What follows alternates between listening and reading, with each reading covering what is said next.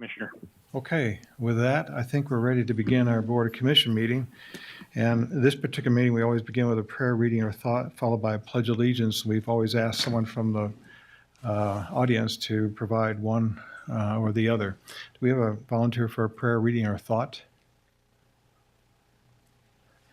Ma'am, please, in the white jacket, please, yes. And who would like to lead us in a pledge of allegiance? Yes, ma'am. Thank you. When you come up, if you would let us know, you provide your name to the clerk at the podium. Thank you.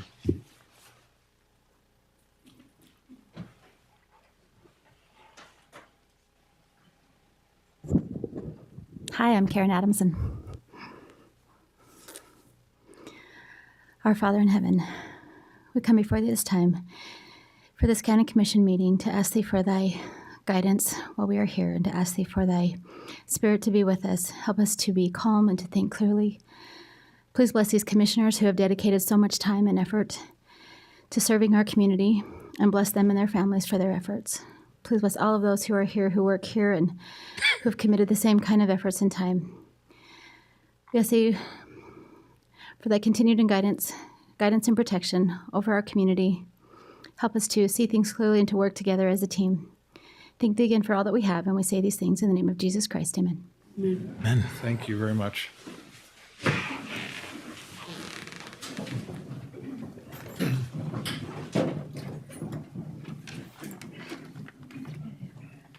My name is Carolyn Wright, for the record. Okay. You're all standing, aren't you? Okay, I was going to say stand and repeat the pledge with me, but you're already there. Here we go. I pledge allegiance to the flag of the United States of America and to the republic for which it stands, one nation, under God, indivisible, with liberty and justice for all. Thank you both.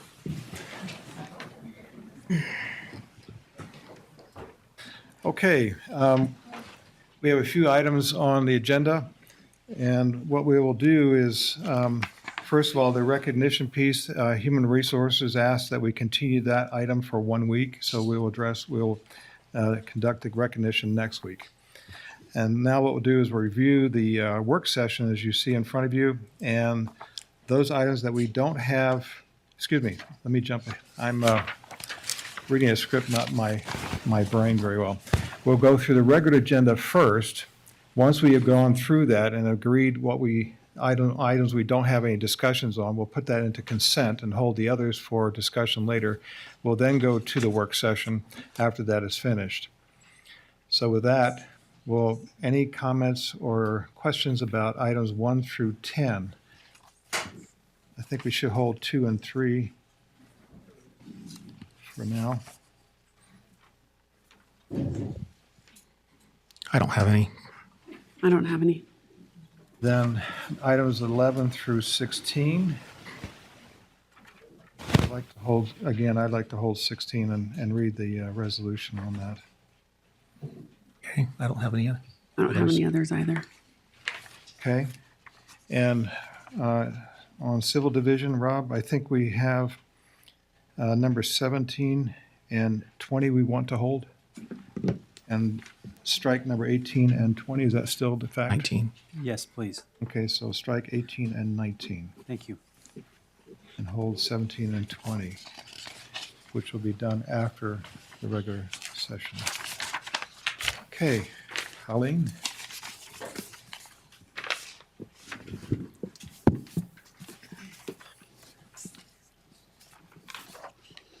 I have holding 2 and 3.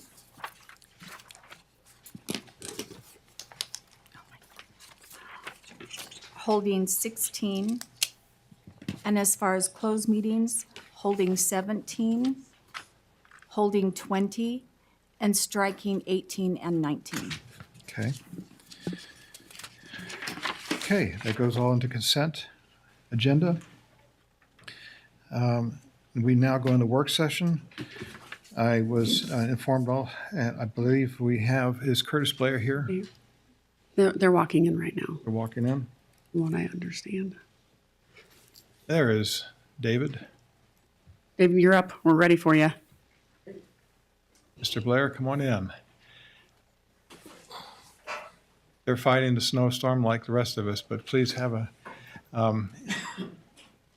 I told Curtis that it may be later than 2:30, so he took me at my word. So he's going to have words with me afterwards, but We are ready for you. We just did that item. Okay. Perfect. So these guys right here will be able to help you, right in front of you. Okay. Thank you.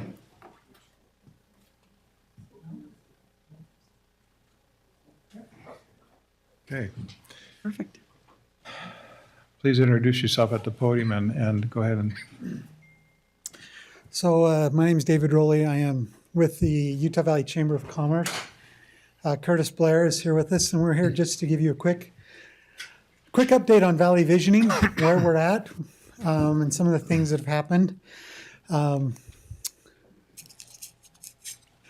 So this is done, and as you know, in association with the Utah County Association of Utah County Chambers of Commerce, UVU, BYU, and with Envision Utah. Curtis, you want to talk the timeline? Go ahead, take this slide off. Okay. So back in 2018, we started on the Valley Visioning project with Envision Utah. The first thing we did was do some listening. We went out and did surveys of over 18,000 residents of the county and went through that. We got all that information back, built out some scenarios, got feedback on all those scenarios, and then went into a strategic plan. The strategic plan was finished, and COVID hit, and nothing else happened for a couple of years, like with everything else. And so we were able then, at that point in 2020, to bring this back. And in 2021, we hosted the first Growth and Prosperity Summit at Utah Valley University. That was held in October, and we began the implementation of this plan. Just last week, on the 27th, we held our second Growth and Prosperity Summit, our second annual summit, which was a huge success, we believe, and it went incredibly well. We had a lot of participation. We had over 300 people attend that summit, which is up over 100 from the previous year. So, Curtis, you want to talk about this one? We'll let you go here.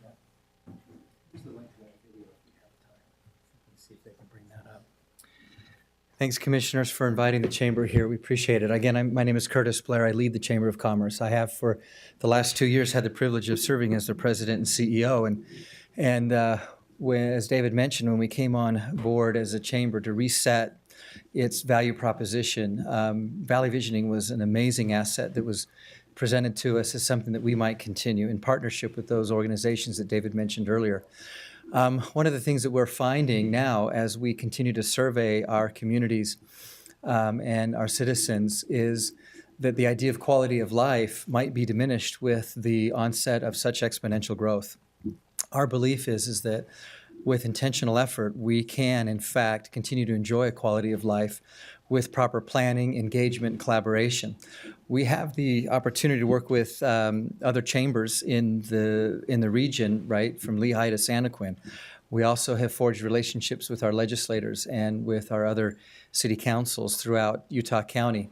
And the three most important attributes for maintaining quality of life is the quality of our people, our neighborhoods, and our kid-friendly open spaces and parks. The economy is an important part of quality of life. And then, as I mentioned, just enjoying our outdoor recreational activities. Those are the three most important attributes that came back in order to maintain this idea of high quality of life.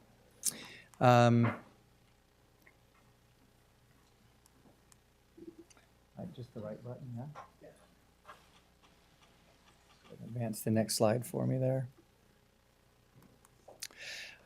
Based on that feedback, we formed 6 subcommittees around the most important and critical elements for growth and maintaining quality of life. And we're seeing the impact of that now with housing options becoming more limited, and the prices going up.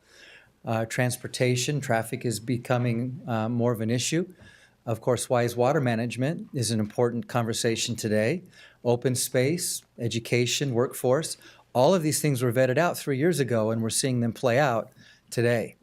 And so we were fortunate as a chamber to work with other organizations to create subcommittees focused on these topics, to identify best practices, to look at ways to partner with other key public-private partnerships throughout the valley, including UDOT, UTA, and UCARE. And as David mentioned, all of this was summarized in a 2050 vision map in concert with MAG, Utah County, Utah League, and COG to create this 2050 vision, which enables businesses to get behind with their resources, time, talent, and treasure to support these 6 initiatives that help maintain the quality of life. We started with a baseline of how we would grow without planning, but with vision, with collaboration, with partnerships. On the right-hand side, you can see what growth would look like in the orange areas of the growth that we're expecting to have in the next 20, 30, 40 years. Again, left side, no planning, no collaboration. You can see our open space in the orange areas become more dense.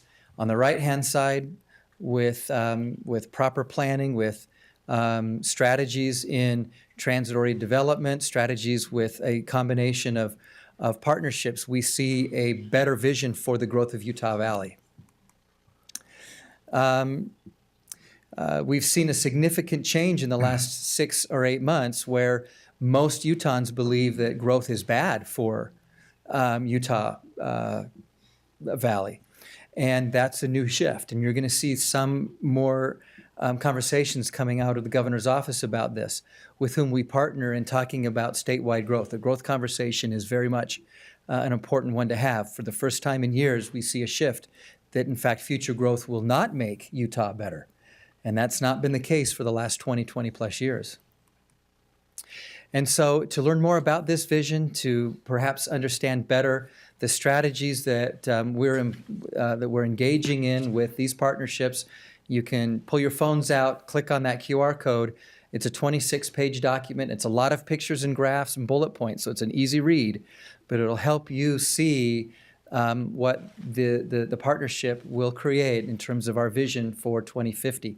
And we hope that you participate in that conversation. As David mentioned, we are now hosting annually a Growth and Prosperity Compact and Conversation, which is a summit that we hold here at UVU campus.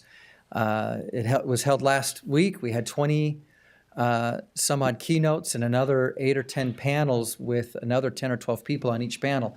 We had over 50 people participate in strategies for growth while maintaining quality of life. We just held that this last week, and we already have a date set aside for next year. It'll be October 26th, 2023 on UVU campus. That'll be the last Thursday before Halloween. Okay, we have a video that we'd just like to show in closing, and then we'll entertain any questions.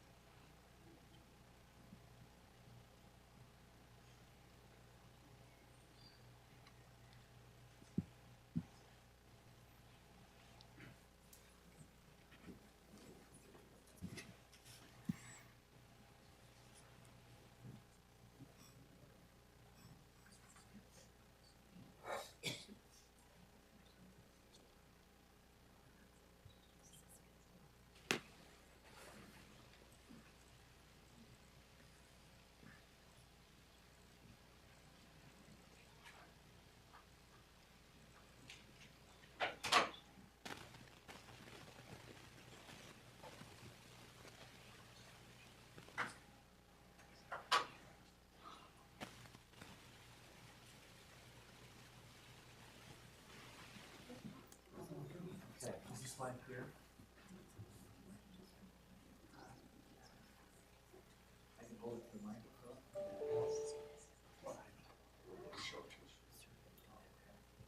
Is there a way to send out the link later to those that are joining us online?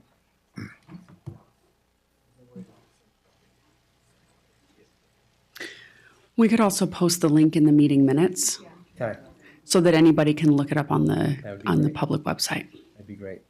Yeah, it's a 4-minute video that summarizes the sentiment and the partnerships to really get our arms around this idea that we're going to be growing and adding what's forecasted about 1 million people, to this county. And it invites you all to participate in that conversation. So thank you.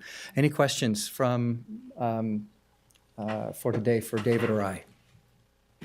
I have some questions. I was a part of that first group. The summit last year? No, I'm talking about the very first one. Oh, the Like in Valley 2018. Visioning. Yeah, the Valley Visioning one years ago. And just to note, we participated financially in that one, and then we haven't since as a county. Part of it was the process that we saw that we were a little nervous about as a county, and so I just wanted to kind of reiterate some of them.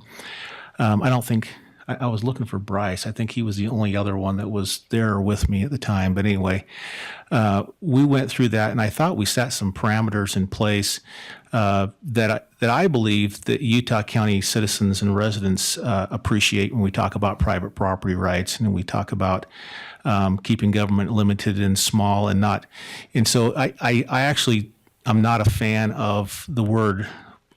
Too much of the word planning in there because it kind of lends towards centralized planning efforts, which I see coming out of DC all the time, in the way of trying to centralize all the planning, which always makes me nervous. But when I went through that first one, what I thought we were heading towards and some of the parameters that we put in place with Envision Utah,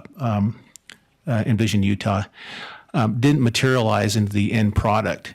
And so it was pretty disheartening to see. And so I would hope, just a warning for the future as you're going down through this, is that I think it's important for us to be careful of centralizing everything. Even that map I see there where we're saying we would like it to look like this and not like that.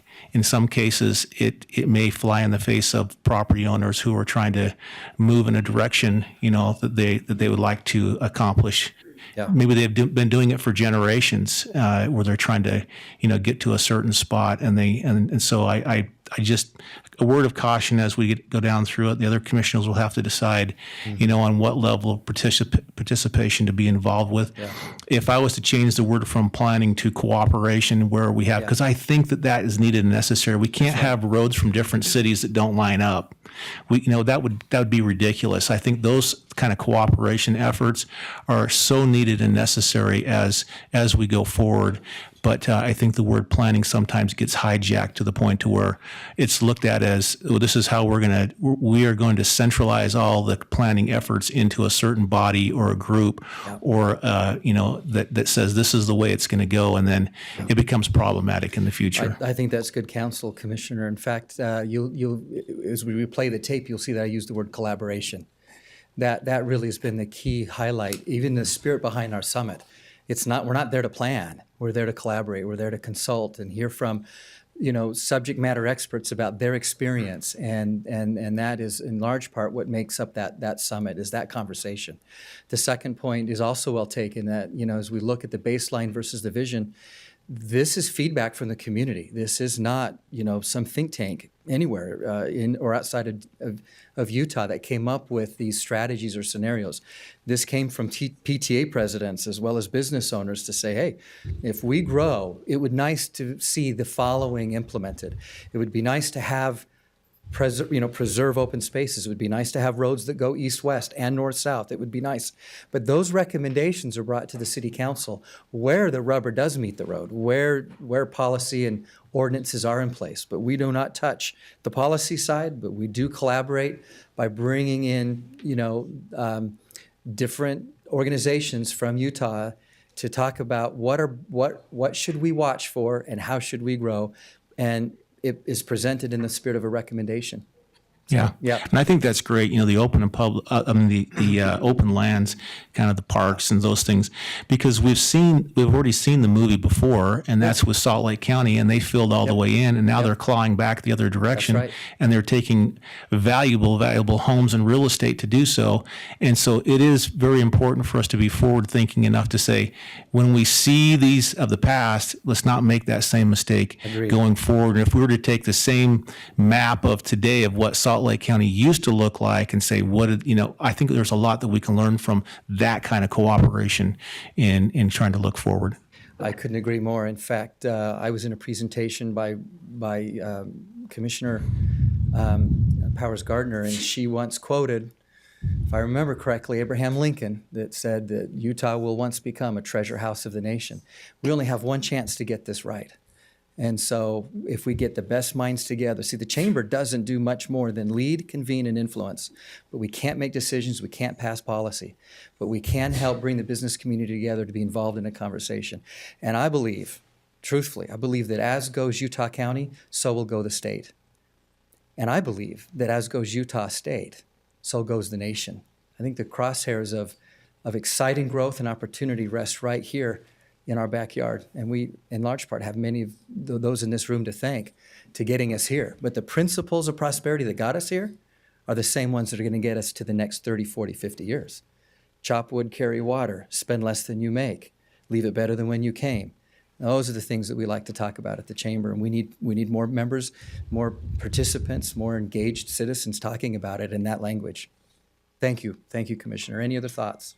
Yeah, I think I'll build on that. And I think Commissioner Lee is absolutely right. Obviously, we value private property rights. We want things to be guided along those lines.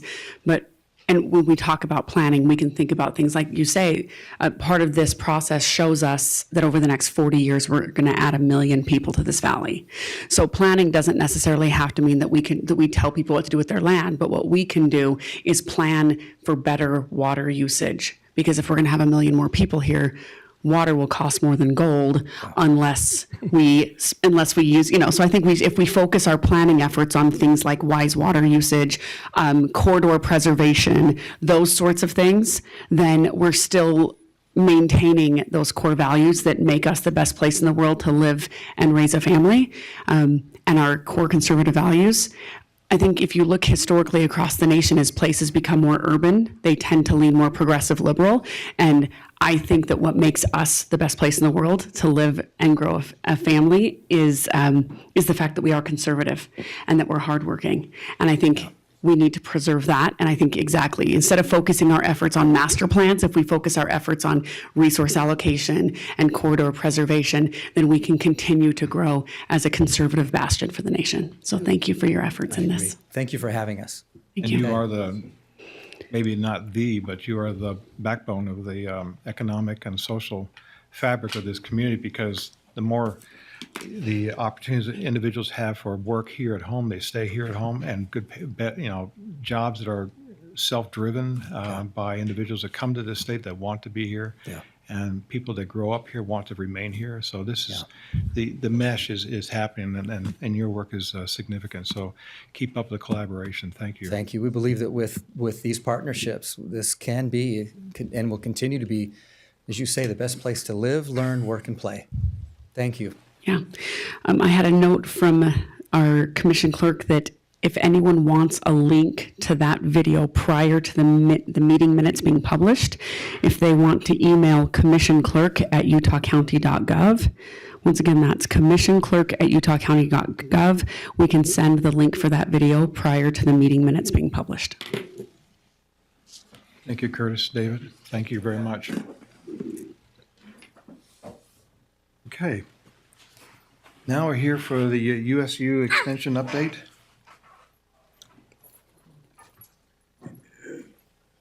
And the opioid epidemic.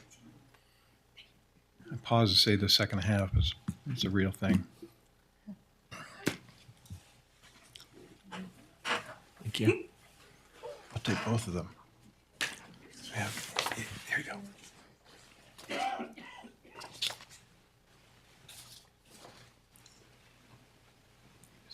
I believe you have my PowerPoint. There we go. Okay, thank you. Okay. My name is Gabriela Mirza. I work with USU Extension's Heart Initiative. And I'm here to present on the opioid settlement funds review that you all had requested. So just a little bit of a background just for everybody here and those listening online. Again, I serve as extension faculty with the Health Extension Advocacy Research and Teaching Initiative. It's also the Heart Initiative. I work in Utah County, even though, USU obviously is in Logan. But the Heart Initiative, we address the opioid epidemic and other public health issues. I work mainly in injury prevention, chronic pain management, resiliency development, stigma reduction, those kinds of things.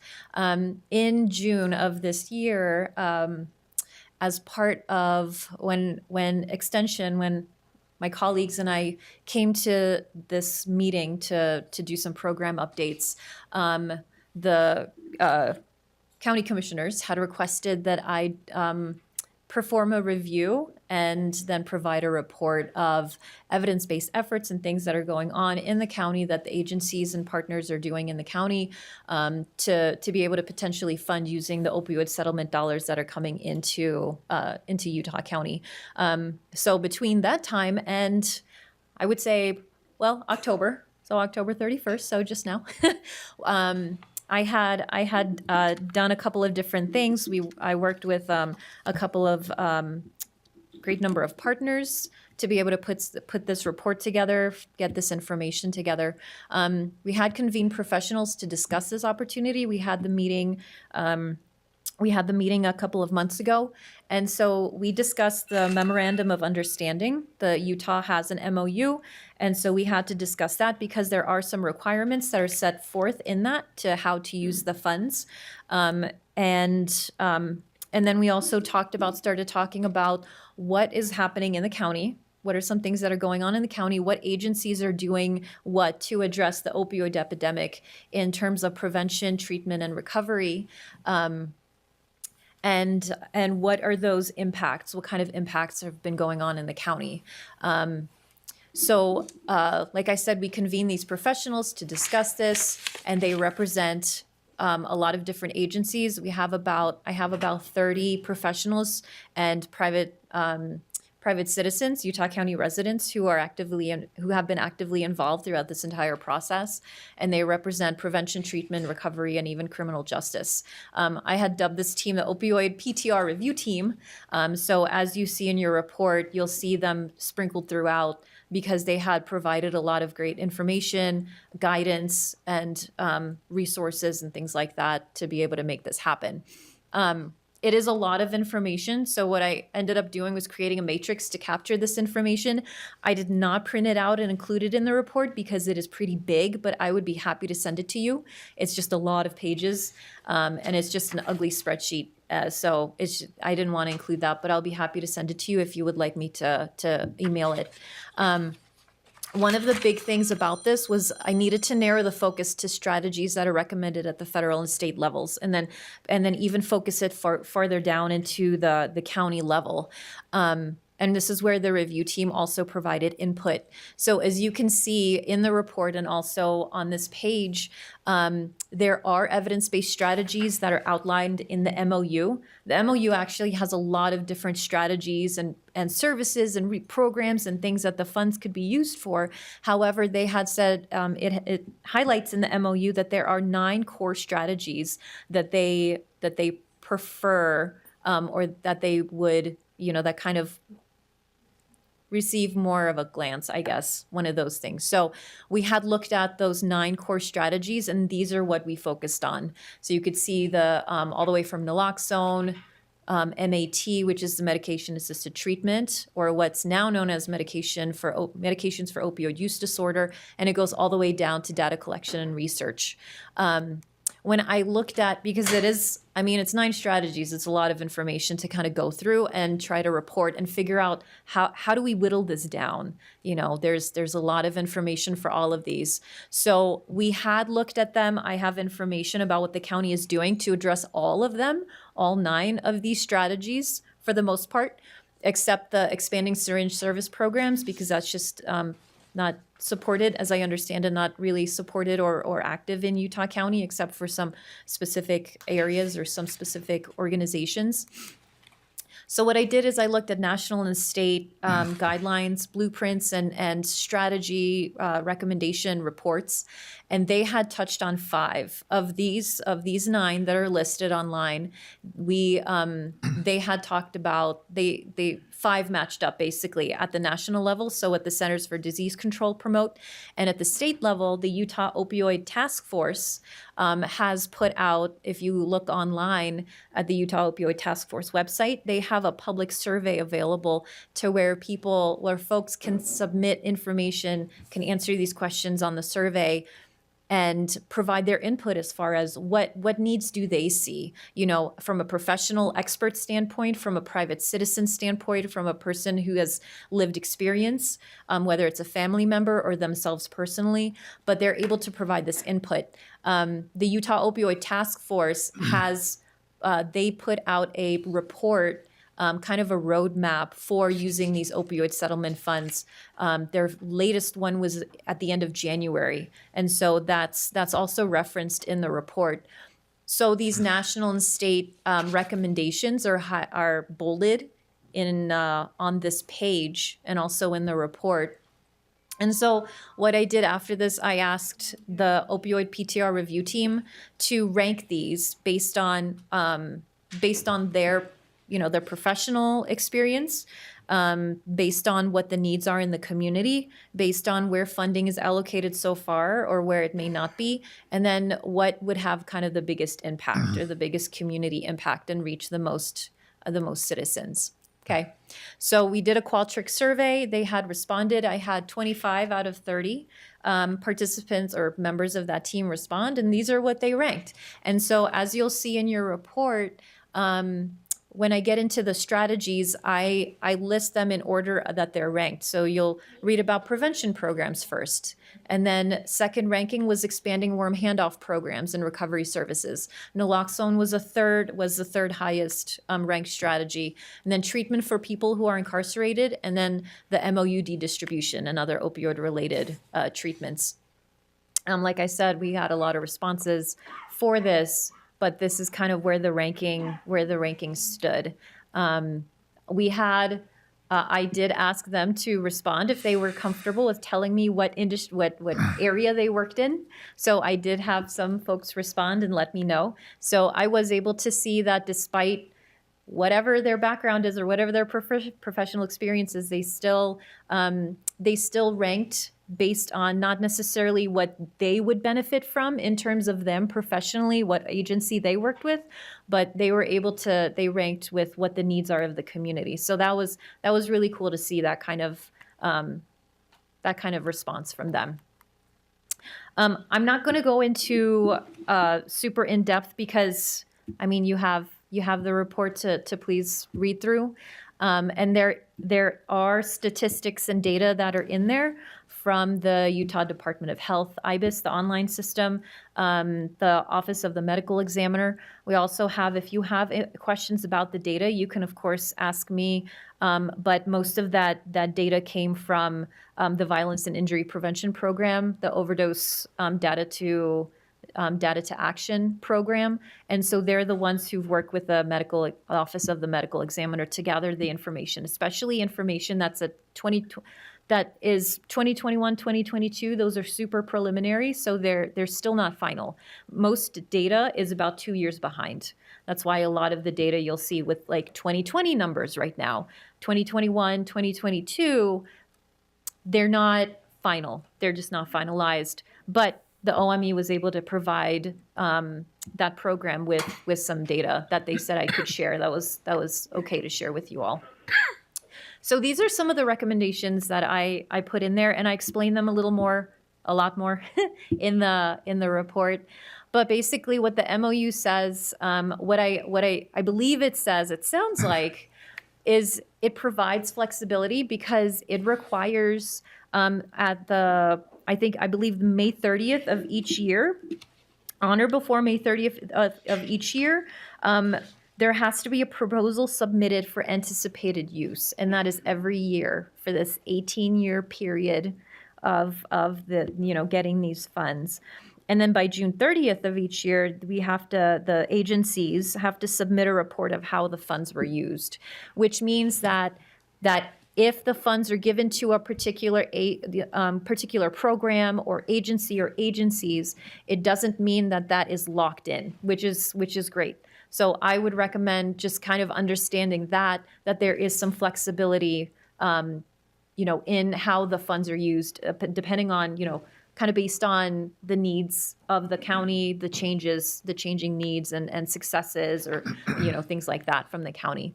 The agency serving as administrator, so one of the things in the MOU is to have, to choose an agency to serve as the administrator of the funds, and they're the ones who would be responsible for the reports, for getting those reports, for working with the agencies and collaborating and providing support. So agencies serving as the administrator should have the capacity to hold such funds. They need to be able to collect reports, have that understanding, and have the bandwidth to do that. Provide support to whoever whoever has those funds, and also be able to know how to evaluate the findings and the impacts, to be able to show those trends over time.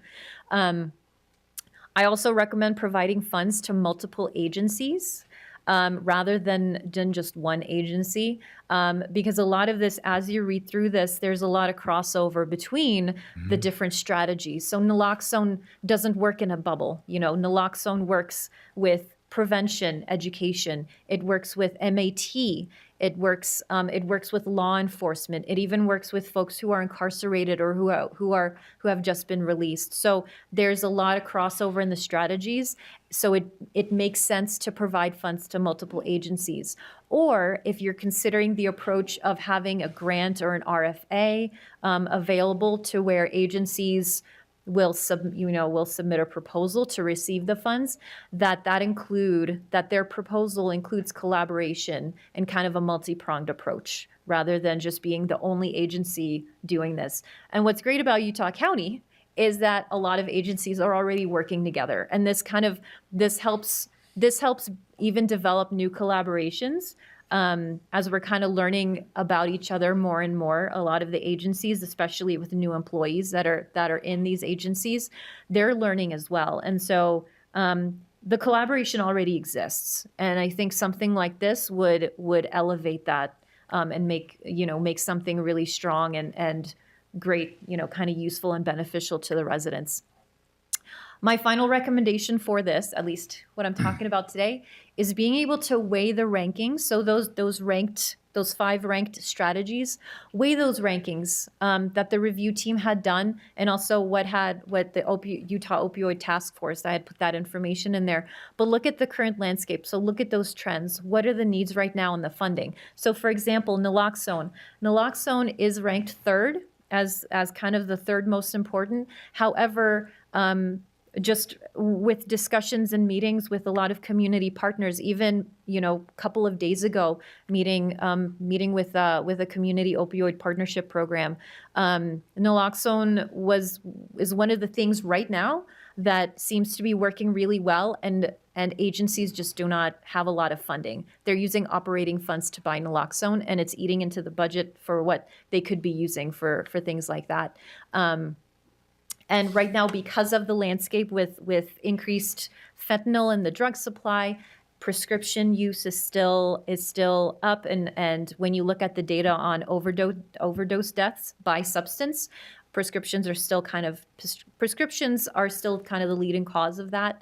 Naloxone is just something that is needed right now, but it may not be needed later on. You know what I mean? So, and then treatment and recovery services.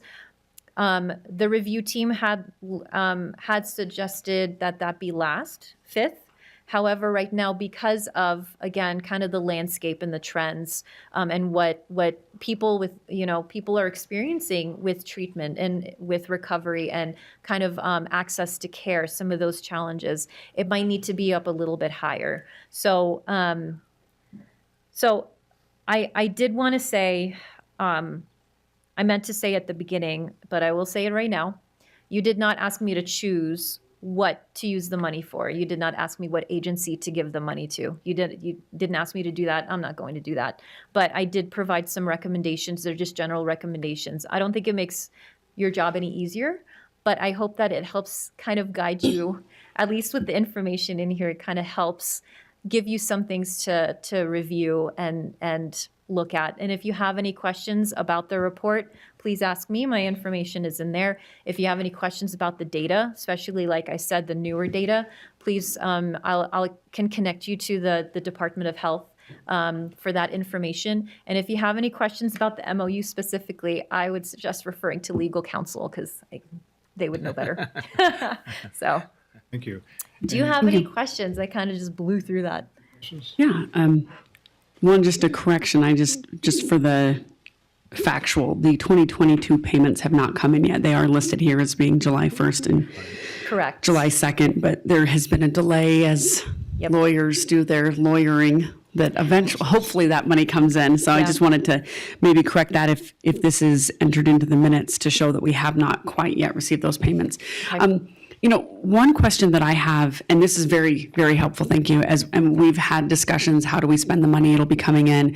We've got proposals from multiple agencies, just like you mentioned, and we've been looking at that. We've got our own health department on prevention. We've got the sheriff's department on those in incarceration and continuing treatment, as well as Wasatch Behavioral Health. We've received proposals from all three, so this will be very helpful in having us prioritize and evaluate those proposals, so thank you. The one question I have is, do you have much information, and this is one area that I haven't heard much of, with the settlement that we're getting from the drug companies? Which, side note, I do have to point out the irony that this is a settlement from drug companies for having pushed opiates, and one of the top recommendations is to purchase naloxone that is manufactured by a drug company. But that irony aside, do you know what the state is planning to do with their funds? Because when the settlement came, counties are getting a portion of that and states are getting a portion of that. And I don't know if you have any insight into what the state is planning to do, which maybe can help us know where to focus our dollars a little better. I don't. I can find out. I've spoken to a couple of colleagues who have been going through the same process in their counties, like in the northern counties. But I honestly don't know. I can find out and let you all know. I'd be happy to do that because I wondered the same thing, and that's why I kind of went through looking at the strategies, those recommendations at the national and state level, is because when things are aligned like that, it helps to be able to continue asking for funding from other sources when there is that alignment. Even though obviously Utah County might have specific things that they need to focus on, if they're pretty similar to what the state or even at the national level is being recommended, then it helps be able, whenever those grants and federal dollars do come in from other sources and other opportunities, it kind of helps with that. So it's a really good idea. But a long answer to a short question, I'll find out. Yeah, I can see, for example, if one of the big issues across the board is that people are cutting into their budgets to buy naloxone, that would make sense for something. Maybe the state could fund that, and then we can focus on regional ones. I think this makes a lot of sense. I noticed that one of the top 9, it mentioned, opioid use with pregnant women, and my youngest is 3 years old, and when I was pregnant with her just a few years ago in 2019, I had to have 3 surgeries while I was pregnant with her, and I was absolutely appalled to see that they wrote me a prescription for Percocet while I was pregnant. Luckily, I have a skepticism of the medical industry that helped me realize that maybe just because the doctor prescribed it, I shouldn't take it, and was able to find other methods. But I do know that a lot of the people that we are looking to serve with this settlement started their addiction by listening to their physician. And so I think that there's, and particularly here in Utah, I didn't know this, but Congressman Curtis shared a statistic with me that more pregnant women in Utah are prescribed opiates than any other state. And then having had that experience myself, I think that may be, in a prevention area, that might be something that we can, considering that one of our biggest products for the county is babies, since 70% of our growth is us having babies, that maybe that would be an area we could look at. But yeah, if you get more information from the state, I would love to see that. Okay, yeah, definitely. So Gabrielle, thank you. I know when we sat down months ago, to kind of talk about this, and looking at just what you have here, you exceeded my expectations of what we talked about. So thank you for all this information as we go down through it. And Commissioner Powers Gardner is correct in the sense that we look at the amount of money coming in there, and there's a percentage held out that we had to kind of agree to, which we're going through that process. I think we're probably there now, aren't we, Rob? Yeah, I with think all we're- the agreements that are done on that now, so that it can start coming this direction. Yeah, I did get notification from the lawyers that any day now, we're literally just waiting for any day now for the first deposit. In fact, I just sent an email last night to the treasurer's office and the auditor's office to let us know when that payment arrives and how much it is. So it could be any day now. Alert just a few days ago. Yep. And so that's on its way, and we'll have to go down through it. As we looked at some of the proposals that we do, as mentioned, there was 3 proposals that were giving to us, and they exceed the amount that we have available already. And we anticipated that. So this will be great to help us kind of shore up and scrutinize on a level in which it has long-lasting effects that will be useful as it goes forward. And I'm sure that these decisions on what will happen with this money will probably happen soon in the next couple of months. I'm assuming anyway. You never know, but I hope so. Yeah. yeah, it needs to start because we don't have the money. It makes it hard to actually say go, but Yeah, of still, course. if it's coming shortly, hopefully we'll be able to get past that hurdle and move forward. But this is gravely important. I'm always saddened. I mean, it's great to say that we're over $20 million will be coming back into the county, and hopefully some of the money from the state will come this way too, because they have no vehicle, to actually use that money besides going back to the counties. And so hopefully that will be helpful. But I just want to point out the devastation that has happened with this opioid epidemic is absolutely horrendous. And I remember years ago with the health department, we did a campaign in which we were going out there and doing some town halls. And I still see the faces of some of those people who went through this issue, and they lost loved ones, based off of what they thought was going in the right direction, as was alluded to. And so the damage that has happened to this county is not even close to the 20 million mark or whatever that is. It far exceeds that. And this will hopefully, the awareness of this and some of the things that we can do into the future with prevention and education will allow us to hopefully move in the right direction. And, I just, my fear is that we just don't seem to learn, some of these things over time. It seems to come back in a different form every time you turn around. It's something new that pops up, and hopefully we can have more conversations about it, and open conversations like this with a work session in which there are groups of people here that I bet I'll just ask the question, since we're all here, how many people in this audience have been affected by opioids in one way or another with addictions or family members or anything of that nature in which you've seen some devastating effects? Let's see, 1, 2, Yeah, 4, it's Almost 6, half. 8, 10, Yeah. 12. It's hard to know anyone that It's- doesn't know least someone who 14 was out here. affected. right. And it's one that we'll continue to work through.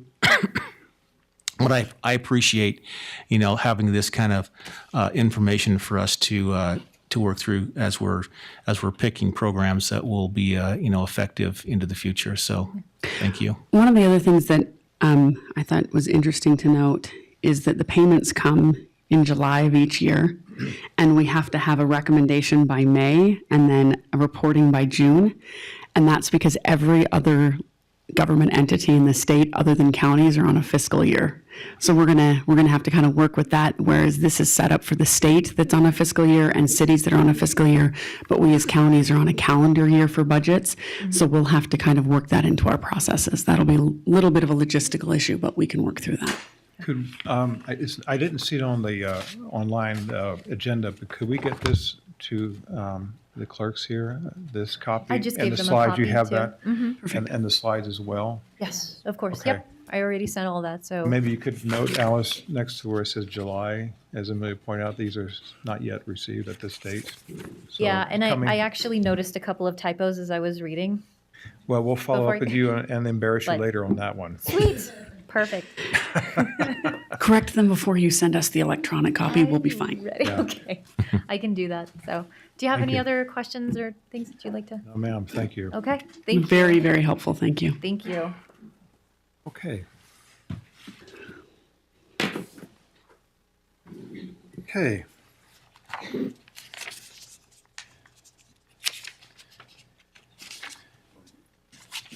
We have a third work session item as a presentation regarding election verification given by Commissioner Lee and our county clerk auditor, Josh Daniels. Commissioner Lee. Yes, thank you, Commissioner and Commissioners, for the opportunity to talk through this very important issue. As we can see, there's many people here to view this and to probably have some comment to it. I'm going to explain the work session so that we have some ground rules of what we're going to try to accomplish. First off, I'm going to explain a little bit of a timeline, give us a general timeline of how we got here, and then our county clerk auditor, or our county clerk in this matter, is going to talk as well and go over points of law and also how we got to this point, if that's fair. And we'll also have Cindy Butler, and I thought I saw her walk in. Okay, she's gonna talk just briefly. Then we're gonna look at the future from this point going forward, what some of the options are and the opportunities we have. We'll have that'll be a little bit more of a back and forth and some discussions with Josh and I. And when we've talked multiple times on this issue. So I just want to make sure that this is something that we have coordinated to a certain degree in talking about what we can do here. Then there'll be some wrap up, and then we'll also have some public comment. And we're going to limit the public comment to, if the commissioners are okay to that, to total of 25 minutes. So we'll allow people to come up. You're going to have to gauge yourself instead of doing, a 2 or 3 minute thing. We'll just say 25 minutes total. And so be sensitive to your neighbor who also would probably like to say something. And I found that to be advantageous for us if we go forward with this group. I'm sure maybe by a show of raise of hands, how many of you would like to possibly say something to this issue? Okay, 1, 2.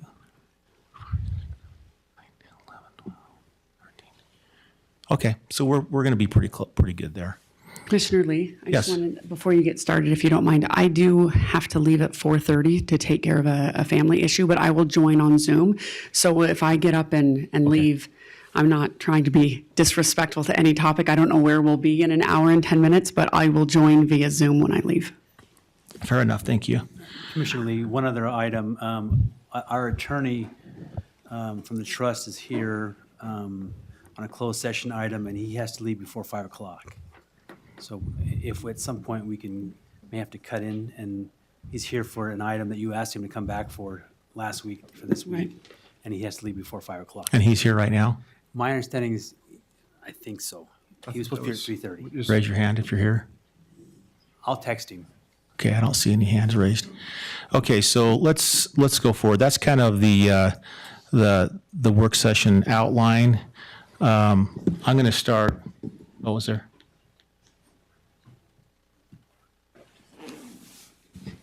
Yeah, just 25 total. Just put that up so they can see it. When we get to that point, okay. Our elections and election process, as we're well aware, is very important to all of us. And I find it interesting if you get down through history and look at the elections in the United States, in the state of Utah, wherever it may be, you'll find some very interesting head-scratching things that happened in the past. And you'll wonder, how in the world did they think that was even fair, or if that was viable? And so with that backdrop and looking at how important elections are to our constitutional republic, we're at a point now where I hope that we're trying to do the best we can, which they probably thought they were doing the best they could, to have fair elections, that are also verifiable, that are trusted, and as we go through a process, there's a learning curve that happens. I mean, there were times I was asking one of our county attorneys, he's not here now. Oh yeah, here he is over there. We were talking about that, and he says, what? This is the first time any member of the Board of Canvassers ever asked for information, and they just didn't know what to do because it was just brand new. So we kind of have to walk through, a little bit into the dark as we're trying to find our way on what's acceptable, what's not. But my hope is that we all look at the elections, and we're in a process of election now, in which we hold that to a pretty high esteem, because without it, we'd have massive chaos, on multiple levels, and it would be reduced to tribalism, or whoever has the biggest power structure would win. So I think it's great that we go through them. We should look to them as one of the beacons that we have in our country of hope for the future. And so with that, I'm going to do a little timeline, and it's going to be a brief timeline, hopefully, and then we'll kind of move forward to how we got here. During the Board of Canvassers, back after the primary election, I did ask for some information which was legally due to me as a member of the Board of Canvassers, which was, again, we were trying to figure things out. The county was as well.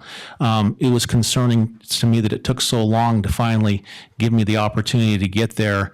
And I was concerned, and the reason why I was concerned is because what I was hearing in the public, what I was hearing on the street, what I was hearing in town hall meetings. And so I wanted to use the right that I had as a member of the Board of Canvassers to look at the information that everyone was so concerned about. I just wanted to see what was going on and maybe go through a process to see, because I knew eventually at the end there was going to have to be a vote. And for me, if there's going to be a vote, then the vote should be either yes or no, not a vote of, well, you have to vote this certain way. What I learned as I went into the Board of Canvassers was that there was really no choice. It was just mainly a check off, and I've heard that now for some time, that it's been viewed as the Board of Canvassers as more of just a check-off box and not really a body that has, a lot of power there that they can do things with. And maybe that needs to change. I don't know, but the legislators need to look at that and see what that role really is and what it should be as it moves forward. So with that, even during the member of the Board of Canvassers meeting, there was discussion. You can go back and look at it. There was some discussion in which I was trying to get a vote that happened, which didn't happen under the member of the Board of Canvassers for some sort of review process. That did not happen, and so we moved on. But we did talk about going through an RFP process to do some election verification. After the canvassers was over, the canvassing process was over with, we moved into our county commission process, and we did vote on an RFP to go through an election verification process. That was unanimous. All three of us agreed that was something that needed to be done or should be done. And then as we looked at what that meant, because again, we had never done this, and so we're trying to find who has done it, why it would be done, and what would we do, because it's just this huge data dump of information. I personally learned that there was other counties across the United States that were doing it, and they felt like they did a few things backwards. They felt like they needed to do a statistical analysis first to give them pointers in directions of possible areas in which maybe they should look. And so I thought, and I put it on our agenda to do a statistical analysis to start the process, which that did not materialize, but we went forward with that. I had that on the agenda. That did not happen, and so we continued. Some of the objections I was hearing was, well, I don't even know what a statistical analysis would do. What's the point of having it, or why don't we have multiple people look into it? So I then reached out to doctors of statistical from our two universities, from BYU and UVU. I had them come in to a meeting in which we had county commissioners there and the clerk auditor's office, and we talked about statistics and what that would do and how, and Cindy was the one that did a presentation on it. She talked about what she had seen in different states. Those statisticians looked at it, and there was differences of opinion. I'll admit, some of them are saying, well, even if we do that, it's not a silver bullet, and I think we admitted that, but it's a pointer. It's just an indicator of possible things that we should look at in the areas. But I did feel like at least they were comfortable enough in conversations with them afterwards that if something like this was done, it might be helpful. It might be helpful to us as citizens and as individuals who are voting, to help us with the goal of trying to heal or get more confidence in the election process and the election outcome.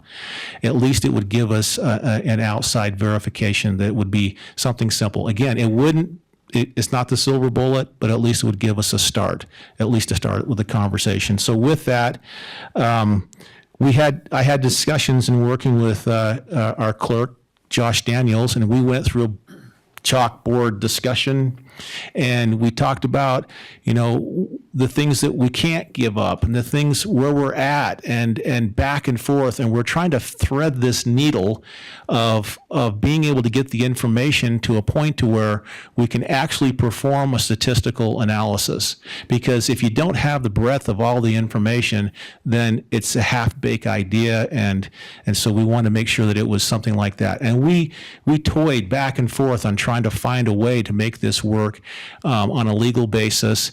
And I'm gonna let Josh talk about some of those things that we did. We even went so far as deputizing a statistician, and I'll let him talk, kind of speak to that.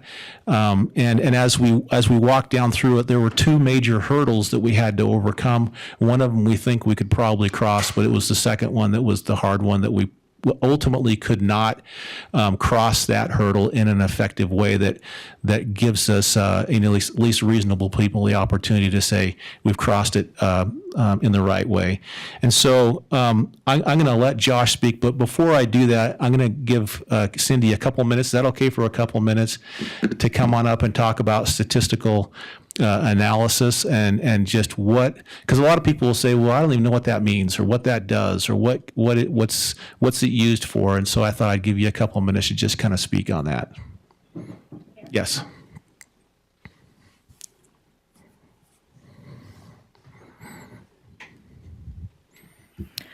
Well, you need to start with all the data and all the data at a ballot level. So that means every single ballot for every single contest, for every single candidate, for every single ballot initiative or amendment. So you need all the data from all the ballots. And that's a lot of columns of data. It's a lot of rows of data. So you need a professional to analyze that big data. Once you have that data, you need a statistical tool or methodology to use to look for whatever is causing people distrust. So our citizens, our people, do not have a way currently to verify the results of the election themselves. Even by doing a door-to-door canvass, you've got to figure out which neighborhood to go to or which precinct or however you want to scope it down. And so a statistical analysis of all the data, if you use a statistical method that will help you narrow the scope and focus in on a particular area, would help the citizens figure out where they would want to canvass. But that's not what I'm talking about yet. That would be a step further down the line. As you say, Commissioner Lee, this is just not a silver bullet, but this statistical analysis would give us pointers in the right direction. So what statistical methodology am I talking about? I'm talking about a statistical methodology that is capable of detecting anomalies. Anomaly detection. What does that mean? That means finding patterns in the data that should not be there. And that's what people want to know. Are there patterns in our election data that should not be there? A lot of people think if we took a look at it, there would be patterns in our data that should not be there.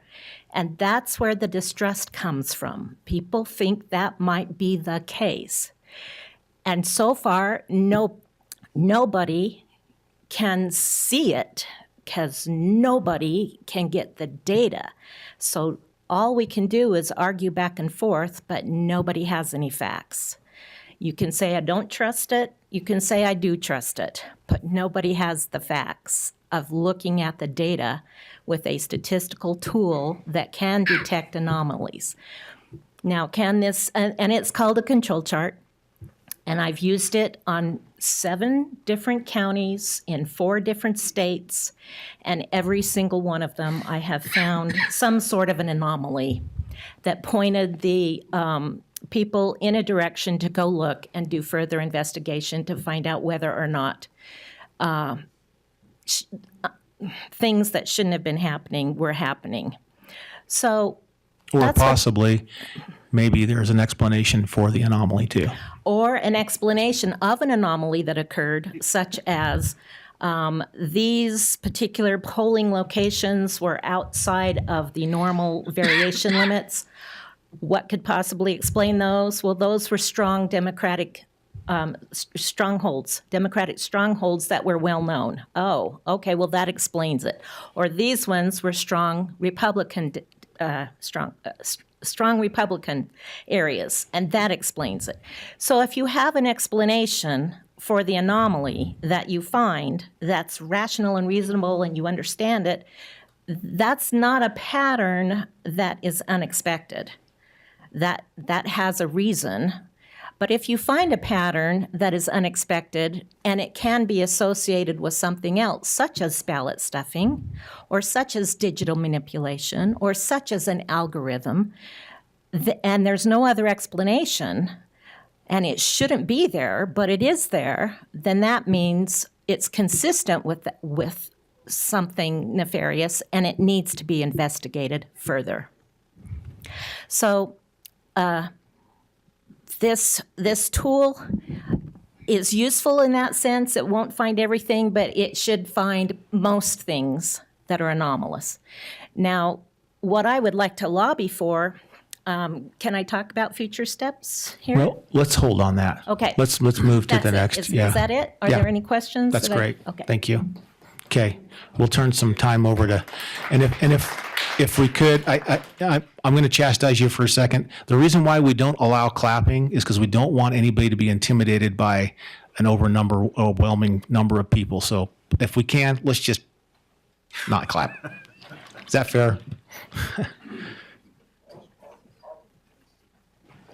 Hey, thanks, Commissioner, for bringing this forward for discussion today.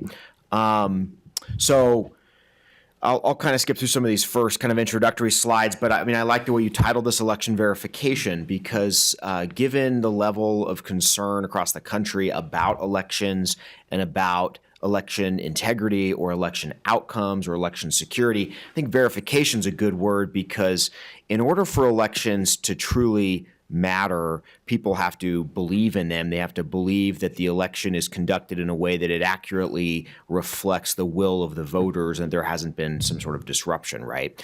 And so in our system right now, we have 3 sort of stages where verification is a part of our process. It's before the election, during the election, and after the election. So it's all the time, right?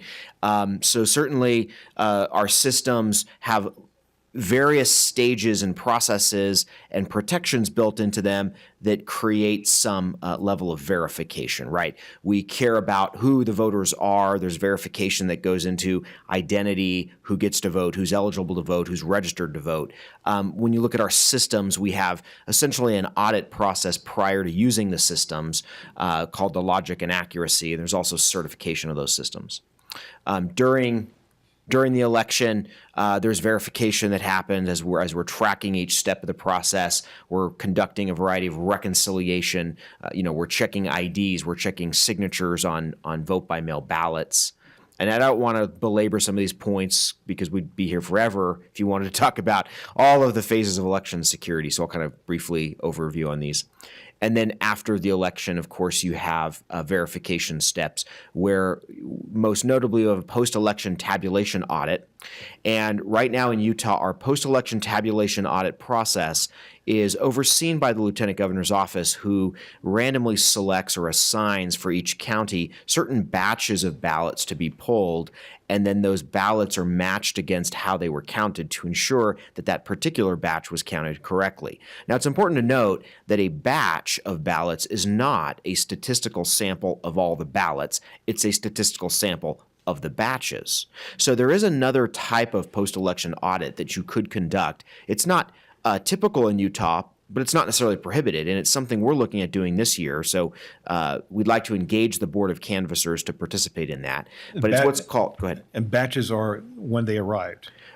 So kind of. So basically what happens is when we receive a number of ballots, we begin to divide them into batches, largely for convenience in processing them. And then that batch does typically stay together, but the batches that we're talking about when it comes to the audit are the batches of finally scanned ballots that are in an archive box. And they do comport pretty closely with when they came in the door. And so to that point, they're not a statistical sample of all the ballots because maybe we picked up a ballot box in one place, right? And so it wouldn't be. So in other words, if you took one batch, if you were to actually look at how the votes were cast in that batch, they wouldn't reflect all the votes in the county. If you were going to do a sample for the purpose of testing the outcome of the election, then you would have to have a random selection of all of the ballots in the jurisdiction for the race that you were testing against. And that's actually exactly what you would do in something called a risk limiting audit, an RLA, which is also gaining popularity in the election administration world as another post-election verification method. And that's something that we actually have thought about doing here in our county, in addition to our traditional post-election tabulation audit as directed by the Lieutenant Governor's office. So good question and good point about post-election verification. And then, of course, the other post-election step is the canvass and certification. There's the local board of canvass, which is you all for the county, but there's also a state board of canvassers for the statewide and multi-county races. So what you're doing as a board of canvass in Utah County is you're canvassing and certifying the results of elections for races that are wholly contained within Utah County. Then you're kind of certifying our portion of the results as we transmit them to the state. The state then canvasses and certifies the statewide races.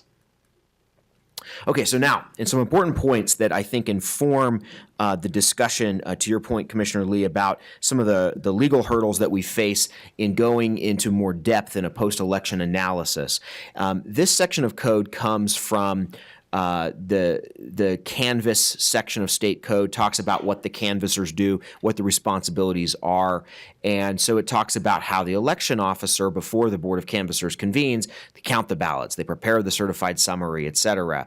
And then it says, make available to the Board of Canvassers for inspection all the ballots, the registers, the books, the forms. And I've highlighted some terms here because this section of code reflects one of the things about our election code and really our state code in general. State code's changing all the time, right? As things change, the law needs to change, and it changes every year when the legislature meets. But the bulk of our current election code was really authored in the mid-90s. And of course, it's been amended since, but there are elements of the code that are left over from the mid-90s. And the word, like here, books and forms, I highlight these because these are not terms that our current crop of election administrators in Utah use. Now, you could analogize these terms to describe things that we do, but these are not typical terms that reflect how we do elections today. And so what this is it's evidence that state code is really not on point with how we do elections today with our modern systems. And I think it underscores the issues that we've faced in the county as we've tried to look at what we could do in terms of post-election verification. But what this section of the code helps us to understand is, what is it that the Board of Canvassers is reviewing? And they are reviewing things that are generally defined in the code as election returns, which include ballots. But again, there's this terminology like registers, books, forms, which are not specifically descriptive of things that are typical today. We might use some different terms that might be similar, but because of the way our systems work, it's not right on point. And to that point, definitions in the election code that are relevant here, ballot, canvass, and election returns. So a ballot is pretty broadly defined as the storage medium, including paper, mechanical, or electronic storage that records an individual voter's vote. In our systems, we have a paper ballot for every voter that's been submitted. It goes into a box, it goes into a storage, it gets destroyed after 2 years, but we scan those ballots. And so we have a digital image of those ballots. So therefore we have a electronic storage medium where an individual voter's vote is recorded. And then in addition to the digital image of the paper ballot that we scanned, our systems log the information of that ballot in terms of how that ballot was cast. So for example, if there's a ballot, we scan it, the voter voted for John, then we're going to have a piece of paper that has John's name on it. We're going to have a digital image of that piece of paper, but we're going to have digital information in our database that says that that ballot number 1, let's call it, was a vote for John. And that information is logged in what the system calls a cast vote record. It's how that ballot was cast. And so all of that information is in the system. And what Cindy was talking about is the idea of exporting that data in a master export where you could then look at that detailed data about how each ballot was cast. Some people refer to that generally as the cast vote record or CVR. And so this becomes the question, is that data export a ballot? And, well, it is an electronic storage medium. It does record the voters. Of course, one cast vote record would record an individual voter's vote. There's also an interesting part of the code where it says it does not include a record to tally multiple votes. So certainly a summary report of how ballots were cast is not a ballot itself, but in the term of the cast vote record, it's specific to how each ballot was cast because that's a different row in this spreadsheet or this data. And then the canvassers, so the Board of Canvassers during the canvass are reviewing the election returns. Well, what are the election returns? Well, it includes the poll book and other things. I underline again some terms that we don't often use. Voting certificates. There is not anything that I know of that is often referred to as a voting certificate. I mean, certainly we have documents and papers that we might have people sign to certify certain things, poll workers who have transmitted items back and forth to us. Tally sheets, we don't use tally sheets. We have a digital system that tallies the votes. So there's just, again, some evidence here of the fact that the term election returns has not been updated in its definition to reflect our current crop of systems, which I think leaves some open questions. But election returns and the Board of Canvassers are certainly reviewing pretty much any of the materials related to the election, but with a focus on the summary points, and that's kind of the process of the election canvas as you look at the summary reports. Okay, here's another important section of code. This is the disposition of the ballots after the election. And so election officers are required to preserve all of the election returns for 22 months, and after that time destroy them. And here's another important piece, without opening or examining them. So this basically creates this question of, to what degree can we access election returns after the canvass, after these returns and these materials have been preserved for the 22 months, where we're directed to destroy those materials without opening or examining them. And then a brief point about GRAMA. So GRAMA is basically the public access of government documents. And one section of GRAMA says, look, if the section of GRAMA has not specifically outlined an answer as to a particular document, then you can look to other parts of state code. So a record's public unless otherwise expressly provided by statute. And a record can be protected or restricted pursuant to another state statute. So in the case of these election returns, of ballots, of other kinds of election materials, the court believes and ruled, in fact, in a fairly recent case, that access to ballots or election returns are governed by the election code, and that would be via that disposition section that I just reviewed, which prescribes retention, a preservation, and a destruction of those records. Okay, so now to the proposed post-election analysis that you talked about, Commissioner.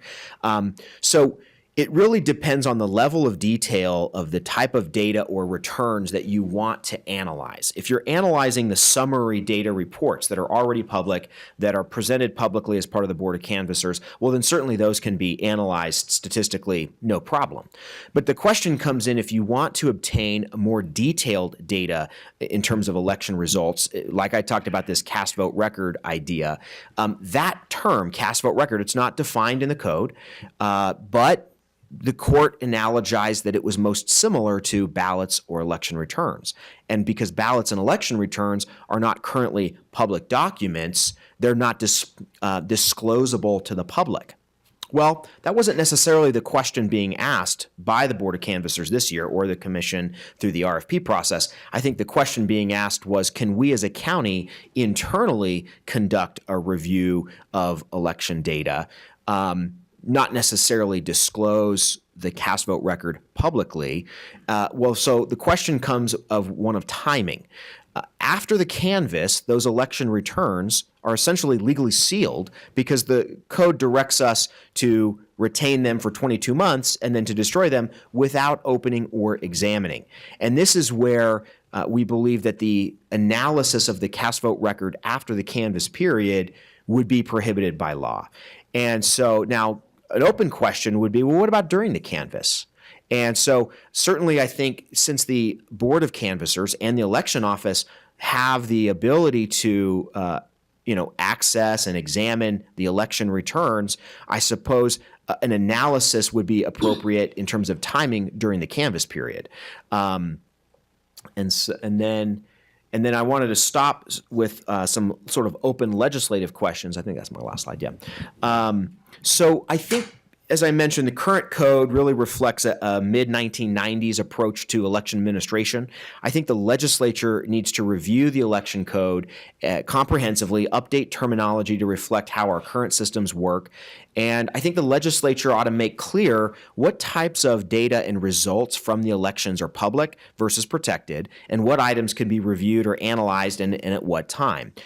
To compare to a neighboring state, Colorado, they release all cast vote records after the election, at least they have recently. Does that mean the same thing as what Utah defines as? Yes. Okay. Well, that's actually a good question. I couldn't say specifically yes, but I think generally my understanding is yes. The type of data vary from location. It very location, well yeah. could. That's Yeah. right. It could vary from state to state. Well, and is the entire state of Colorado on, They're on the same type of system. I thought Denver was on Dominion. They're all on Dominion. So the entire state is on Yes. Dominion. So there's got to be some. There could be some differences. There's going to be some differences because we don't use that system. Yeah. But I don't know what those differences are. Apologize for interrupting on that. No, but I it's just a wanted good to question. Get that clarified. Because, the Great type question. of data export that is available is subject to the type of data that's being captured. And one vendor system might vary a little bit from another vendor system.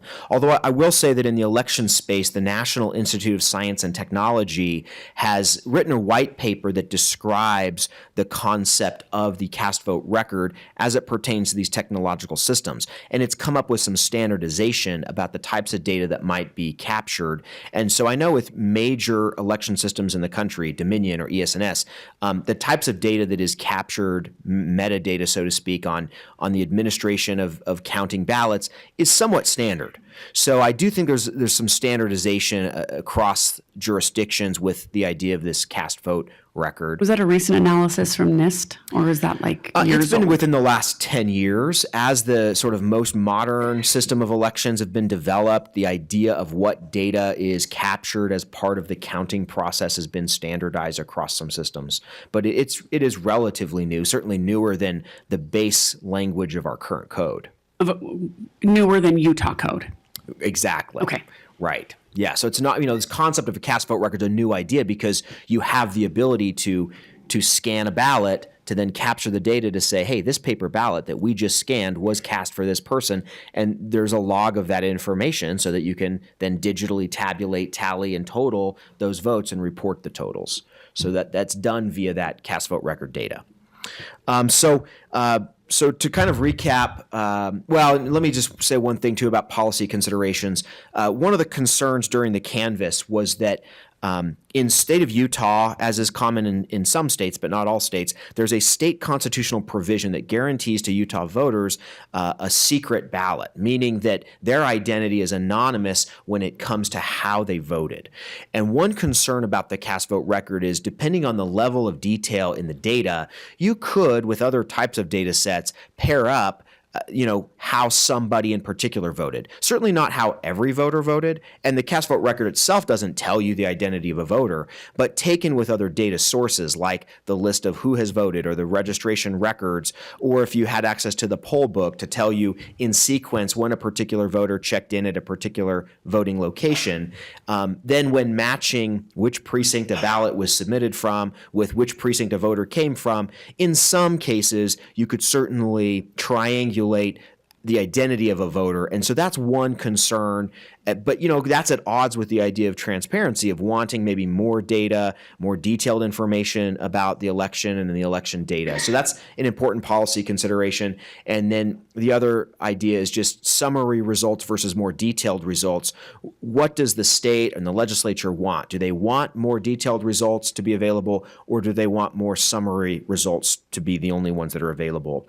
And then, so to just come back to your initial point, Commissioner, about the two hurdles that we faced, the first question was, is this cast vote record public or is it protected? And as far as grandma is concerned, in terms of disclosing the record publicly, it's protected. Because it's ballots or election returns, as defined recently in the court case that dealt with that grandma dispute. But the second question might be, well, if it's not public, could we internally conduct an analysis or a review of the data? And so that is really a question of access to the data, not whether it's public or private, but it's our own internal access to the data. And that question is one of timing. Because the court rules that it's ballots or election materials, ballots and election materials are boxed up, they're archived, they're sealed until destruction without the opening and examining. And so this is where our current legal understanding is that we internally cannot access this data after the canvass period. And then there's kind of a related issue in terms of access to the data, and that's one of ownership. What elements of the data do we as an elections office in the county own versus what do we hold in trust for the state? For statewide races or multi-county races, the lieutenant governor is the election official for those particular races. And so the election official, being the lieutenant governor, they have similar responsibility with regard to access to this data. So there's some questions there. So I think that kind of overviews the idea of verification and the existing question about access to this data. So I want to recap on that, and then we can talk about looking forward. So the two hurdles again was first the data. I mean if it's grammable or not, if it's public versus it belongs to the county, right? So, and that was one of the hurdles, and we were trying to cross that path by deputizing somebody internally, a statistician, a professional statistician. We didn't have one on staff, so we deputized a statistician. So that was now therefore not a grammable, or was not necessarily the public that the information was going to. That was the hurdle that we were trying to cross, and I think that we probably successfully crossed that one. But the second one was the one that we could never get past, and that is once it goes into a preservation mode. And as we talked, and I just wanted to point this out because I found it fascinating. I would anticipate that the preservation mode is not just necessarily the paper, the ballots themselves, or the images. It probably goes all the way back to what we have on our computers or what's in your office as well that needs to be thumb drived and probably put in a preservation so it's not there. And that's probably something for the future that probably needs to be looked at and analyzed and maybe corrected if needed. But that part we could not get past without some sort of legal interpretation. Exactly. Or a judge making some weighing in on that issue. And so that brings us to this point here today. of course, I was, going through it, and it takes time. Government works at a snail's pace. Everyone has an input into it. I was hoping that we would be at a process in which we would actually be looking at the information and getting that confidence based on the primary race information that was there. That's just not going to happen. It's not going to happen because we can't cross that second barrier. It's unfortunate. I think it's unfortunate, and it's to me it's a little disturbing. But anyway, things have to be kind of changed into the future on a legislative basis for us to be able to do something of that nature if we need it, or if we can do it during the canvassing period of time. Now, looking forward from this point, looking forward, you mentioned a few things, and you're fully aware that as a member of the Board of Canvassers coming up on the general election, I am going to, and I'm sure the other commissioners as well, are going to fully want all the information that we possibly can. You mentioned some other avenues of review that we can go through, which I would applaud that we do. In talking with Cindy, looking at doing a statistical review, it's not something that you can just pop out in 24 hours. It's going to take some time.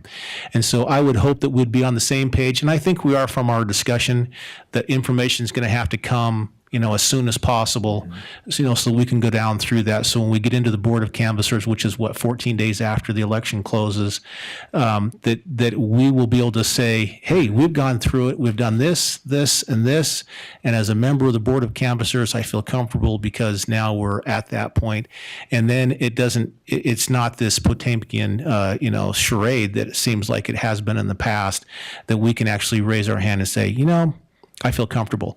And the other option is that if we don't feel comfortable, we can extend it for a reason. But there has to be a reason to extend, to look into something a little bit further as we're trying to go through the certification process. Yep. Code has provisions for the canvassers to essentially continue your canvassing meeting, like to a next day or something, or further. And to your point about being more involved in the process, not being a rubber stamp per se, some new changes to the code, specifically with the post-election audit procedures, actually require members of the Board of Canvassers to be involved in the post-election audit, which is a new feature. So be prepared to be more involved this time around. Yeah. And maybe just to kind of wrap up, and then we'll turn some time over for public comment. My hope, with what time I have left, is that we set some sort of standard, because I have had conversations with commissioners around the state who have similar concerns with their constituents. It's not just Utah County. And it's not everywhere, but there is commissioners that are concerned. And they say, you know what, I have no idea what I'm talking about or what I should be asking for or anything of that nature, because they're probably a year behind us. We've gone through a lot to get to the point to where we're at now. And so my hope is that as we're going through this, that we'll document it to a point to where, and maybe even bring them along with us, and what they'll hopefully see some of this, and they'll say, hey, I didn't even know I had that kind of access. Maybe that's the start for them in their process, or they may want to do something similar. And hopefully they'll be a part of the process the legislature has already enacted this year, which they probably will.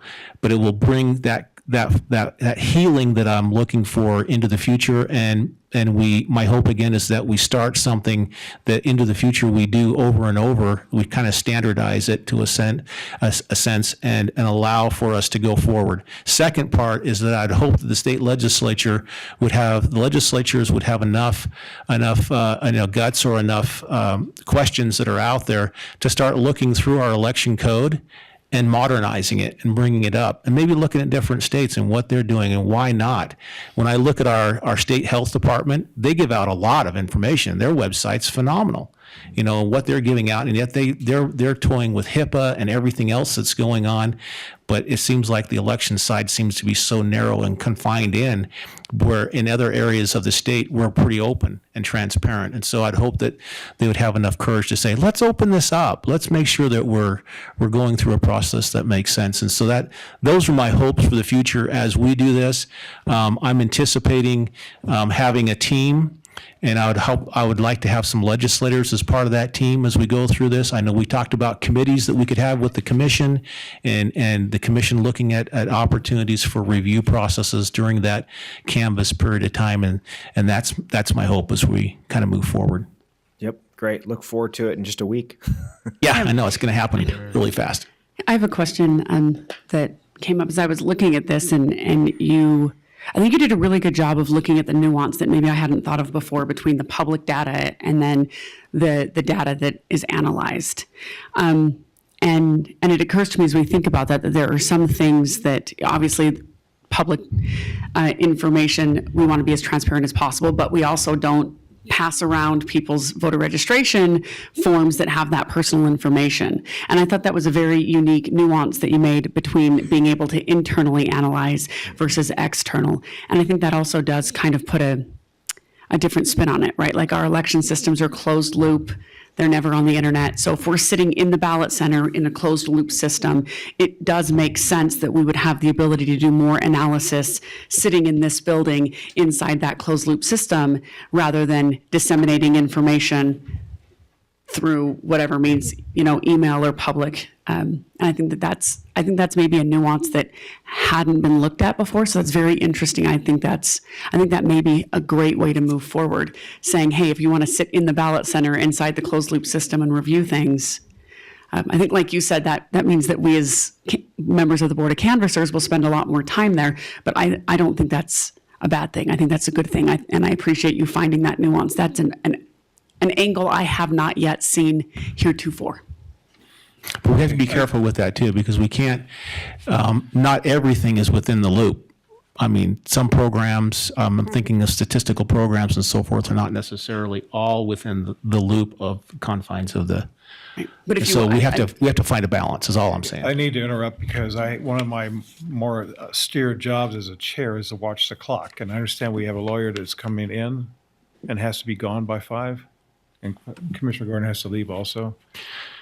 Yeah, he's here, he's in the hall, how would you like to handle that? Well, I think that we one can. of our closed items? I still think we could do, before you have to leave at 4:30, we could do the 25 minutes to make sure and have the public comments. And then I could join closed on the And then phone. we could do it that way. I just bring this up as the co-chair. in No, the- you're- in the Yeah, if competition that's of this fine. game. Yeah, I mean, and looking at the 3 items on the agenda here, if I had to do those 3 remotely, I feel fine with Yeah. that. So, Okay. So if we go ahead and we'll give 25 minutes. And so this is to regulate yourself. I mean, we believe in that self-regulation part, so we'll give 25 minutes And for you to please- come up, state your name, make sure, and then as soon as you start speaking, and then if some of you want to talk in line and say, hey, you're going to talk the same things, that's fine. Let's move back and forth. I think that will give us plenty of opportunity for And 25. And for the public, one more time, so we'll have to wrap this up about 4:35 the latest, because then we'll have to ask everyone, we'll have to finish up the meeting before we go for this other thing, before they have to leave. And so I'm concerned, so we'll ask you to keep your comments to 2 minutes. Well, but, 25 minutes. During the 25 minutes, Yeah, but no more than 2 regulate minutes. yourself on it. Yeah. Okay, ready? Can you hear me? Yes, It's ma'am. really low. My name's Tiffany Barker. How can we have confidence in our elections process when our own Chief Deputy Election Officer, Taylor Williams, who's over elections, is also running campaigns? Josh Daniels has just showed us all the jobs of the elections officer, which include counting the ballots, certifying the votes cast, and reporting the outcome of each. It also says, quote, each person voted for and against each ballot proposition voted upon at the election, end quote. This battle over Orem creating their own school district, Prop 2, is as big of a political battle as we've ever had in decades. And the same person who has keys to the elections office and can get in at any time, Taylor Williams, has also accepted thousands of dollars from the Stronger Together PIC, which was created by Alpine School District to fight against Orem. He's paid over $100,000 a year to ensure our elections as being fair and safe, but instead, he's pocketing thousands of dollars from candidates and campaigns. And those thousands of dollars I mentioned could likely be a lot more than that after we have the year-end financial report. Again, I ask you, how can we have confidence in the security of our elections when the same Deputy Chief of Staff over elections is actively running campaigns? Thank you. And I have to put a note in here, we can't respond to anything that you ask, so just statements only at this point. Thank you. Hi, my name is Mark Stimson. I'm a resident of Ornan. First, I want to thank you for even bringing this issue up. This is something that throughout this country and the world, actually, public officials don't even want to talk about. We have an election, and it is not verifiable to anybody's confidence. I mean, I assume that we have a 2-year, we save the ballots for 2 years in case we wanted to audit them. But what I hear now is they're saved for 2 years just to be destroyed. We're not allowed to look at them. We're not allowed to open it up and see what the vote is. And so what I would plead with you is to, as we become more educated in the public, to ensure that we have an election that is verifiable, that we can have confidence in it, that the votes that are cast are the votes that we gave. Thank you. Alice. My name's Greg Duerden. I have a question for Josh, and a comment. Salt Lake County has a section on their website that says ballots in process, the number of ballots they've received. They don't give any results out till election night, justifiably.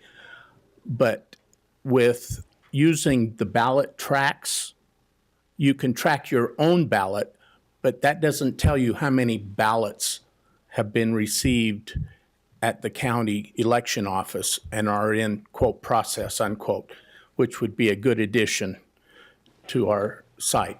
Second point and a quick comment. In 91 and 92, I helped draft the original GRAMA, which was a national model piece of legislation. And our legislature has tweaked and changed and turned it from a national model piece of legislation into a 21st century joke of nature. It was never meant to be that election ballots were not public information. The Government Records Management Act was to allow the public access to government records, which include ballots. But that was a 30-year-old definition. And our legislature has need to repent of that. Thank you. My name is Carolyn Wright. I have been here enough to have gained respect for each of you. Commissioner Bill Lee, the respect of the community that you have earned by making this your subject for the last months that you had in office is great, and it will be impactful in the way I hope public servants will behave throughout Utah and throughout the nation. Thank you. Thank you for what you've done for us. Now, I also want to say that, as I'm just going to quote Sean Hannity, he was talking on the radio as I was coming down here, and he just, as he would do, put it all together. Everything else is mute if elections are not verified. I've said before, if we, as a voter, do not believe that our vote was counted properly, then there is no democracy, because the democracy is our voice. And I would enjoin you to please continue in this line of searching for the good way, the best way to verify an election so that we can all believe that we had a voice in this democracy. It's going to change us as a people. It's going to change us as a country. It's going to ruin us if we can't. Please continue to work on this until we can have that confidence in you. Respectfully, thank you. Carolyn Wright.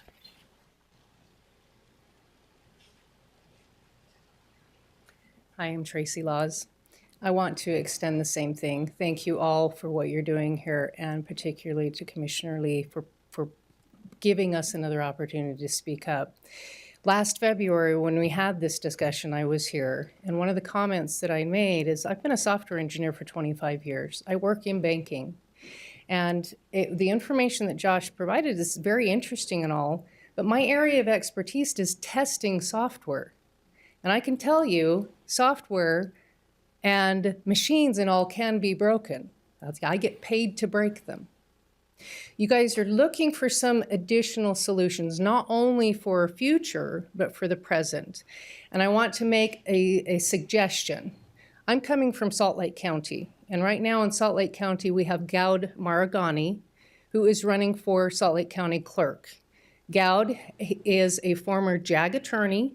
He served 2 tours. He's extremely bright, and he also has put together some really solid solutions that answer many of the questions that have come up today. If you want more of his information, please go to his website, which is Gowd, G-O-U-D, 4, clerk, gowd4clerk.com.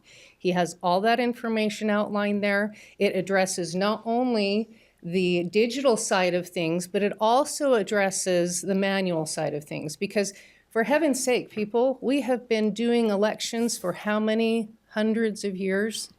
There is no reason for us that if we can't trust our software and we can't trust our hardware to do this properly and to make sure that our votes are counted, then let's go back to manual voting. Show up the day of the election, cast your ballot, and have it voted. There are plenty of us, this entire room, who are happy to sit and participate in that activity. We have solutions. Let's get it done.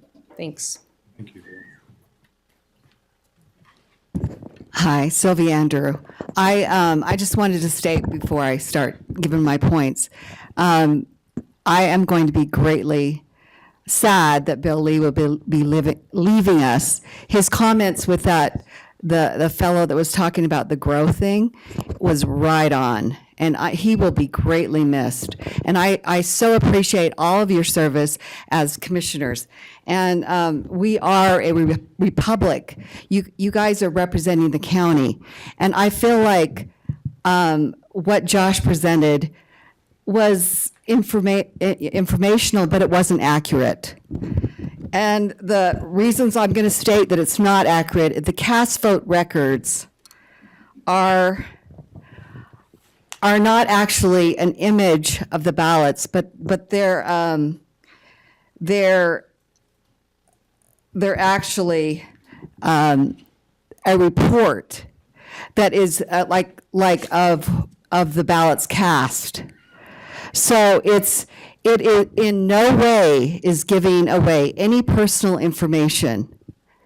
So the fact that no cast ballot records are released, even to the Board of Canvassers, is such an egregious thing to us as the public, that we're just, not even our representatives can look at the cast vote records. That's ridiculous, in my opinion.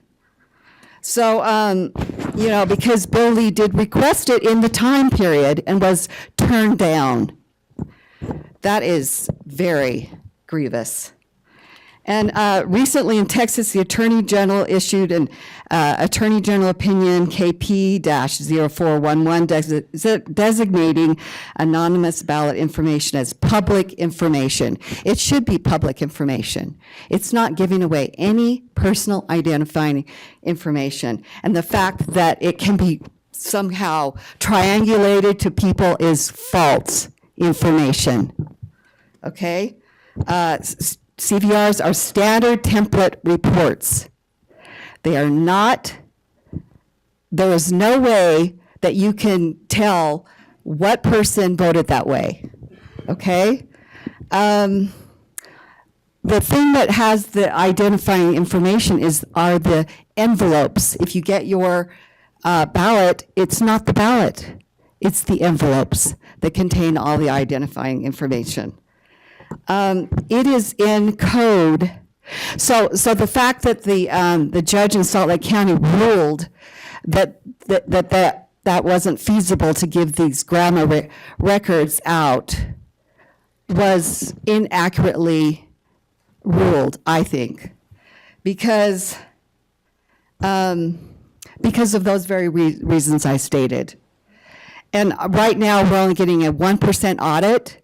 That is not adequate. 1% of all our voting records, and also the point that was made that these records are kept for 22 months. If nobody can look at them, what is the point? It seems completely ridiculous. And so apparently either our laws need to be changed or we need to kick some butts. Anyway, that's all I have to say. Sylvia Andrew, I live in Provo. Thank you. Okay, we have two people on Zoom, so after you speak, ma'am, we'll have to take a pause for the two individuals on Zoom. My name is Chelsea. I live in Utah County. I think the problem here is that a lot of us we've got to say it, we don't trust Deidre Henderson, and we don't trust the digital system that's going on right now. So getting digital information to analyze doesn't help us here. We want our paper ballots. The grandma, I can't access information on our water rights to make sure that people who are supposed to be receiving their water rights are getting them because it's a protected record. We've got paleontology under a protected record under grandma rights, which now includes fossils. Now they're trying to include fossil fuels in that so that we can't track any of the coal plants or energy records anymore. I mean, it's not something that needs to be protected from the public, but it has become secretive, and it's ridiculous. I have been studying corruption in Utah. This is what I've devoted all day, every day the last year or two. And it's very discouraging to see that, we tried to fight a lot of these rules that they made, these laws that they made at a legislative level, at a state level, with some of these laws for elections. And they've just steamrolled right over us, even though it is very obviously not what we wanted. And in studying this corruption, it makes perfect sense because we've got people who are in bed with corporations, with our enemy.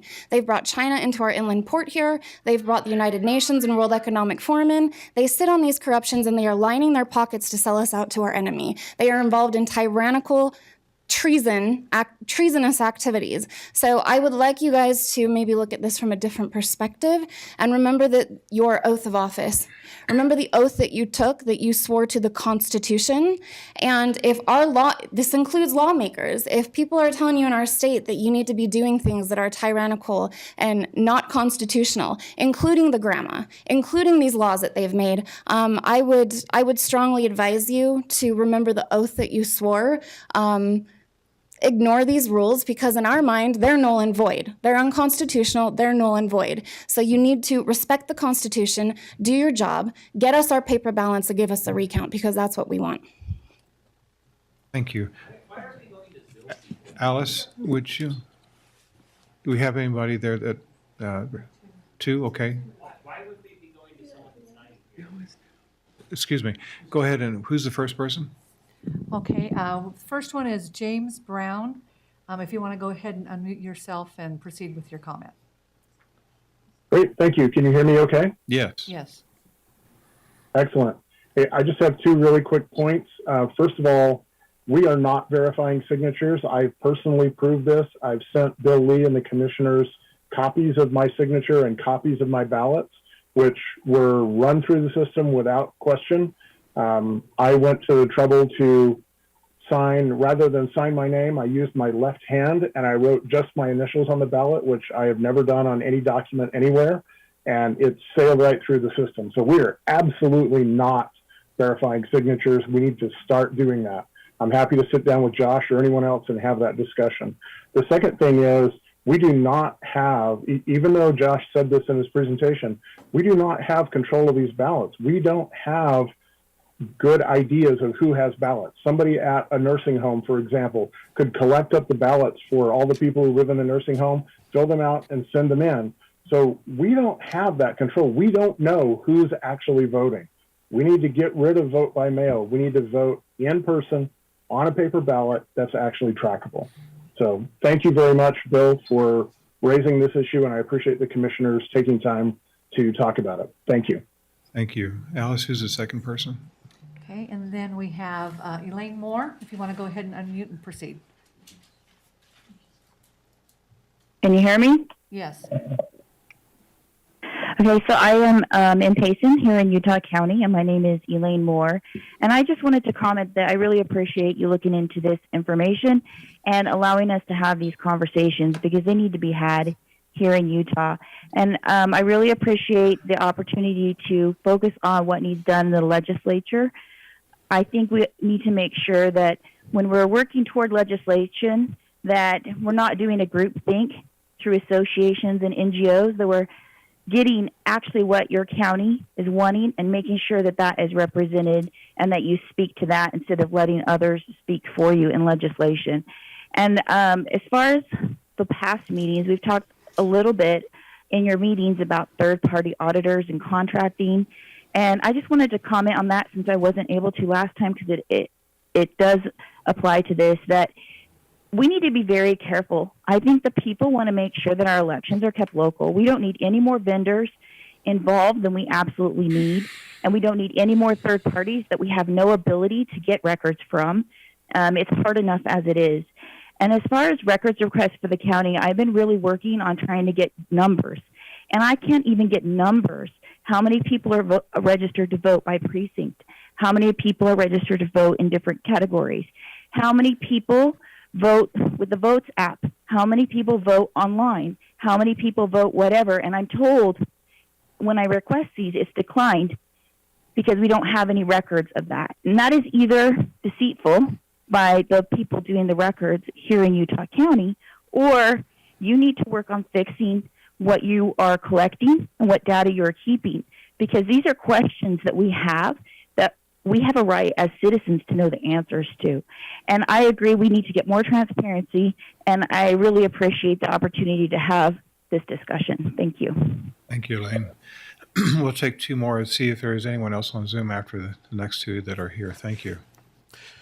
Hello, my name is Vince Newmeyer, and in spite of the Lieutenant Governor's media blitz that our elections in Utah have, we have nothing to worry about. There is details, there are signs popping up that we do have concerns in Utah. But rather than focus just on Utah for the moment, let's take a look at a couple of headlines that are coming across through the nation, such as just recently in New Mexico, a small county did a hand count of their 2022 primary election. And that hand count revealed that many of the 2022 primary election races showed discrepancies with numbers up to 25%. Yes, people make mistakes, but machines make those kinds of mistakes. In addition to that, these machines counted in excess of 300 ballots, more than the number of ballots that the county possessed, which was only about 1,700. So some other things that are interesting. In Georgia, a woman who was going to be eliminated from a race in a Democratic primary this year was actually the winner and not the loser out of a three-way race. Again, machines make these kinds of mistakes, not people. And I don't think they're really mistakes.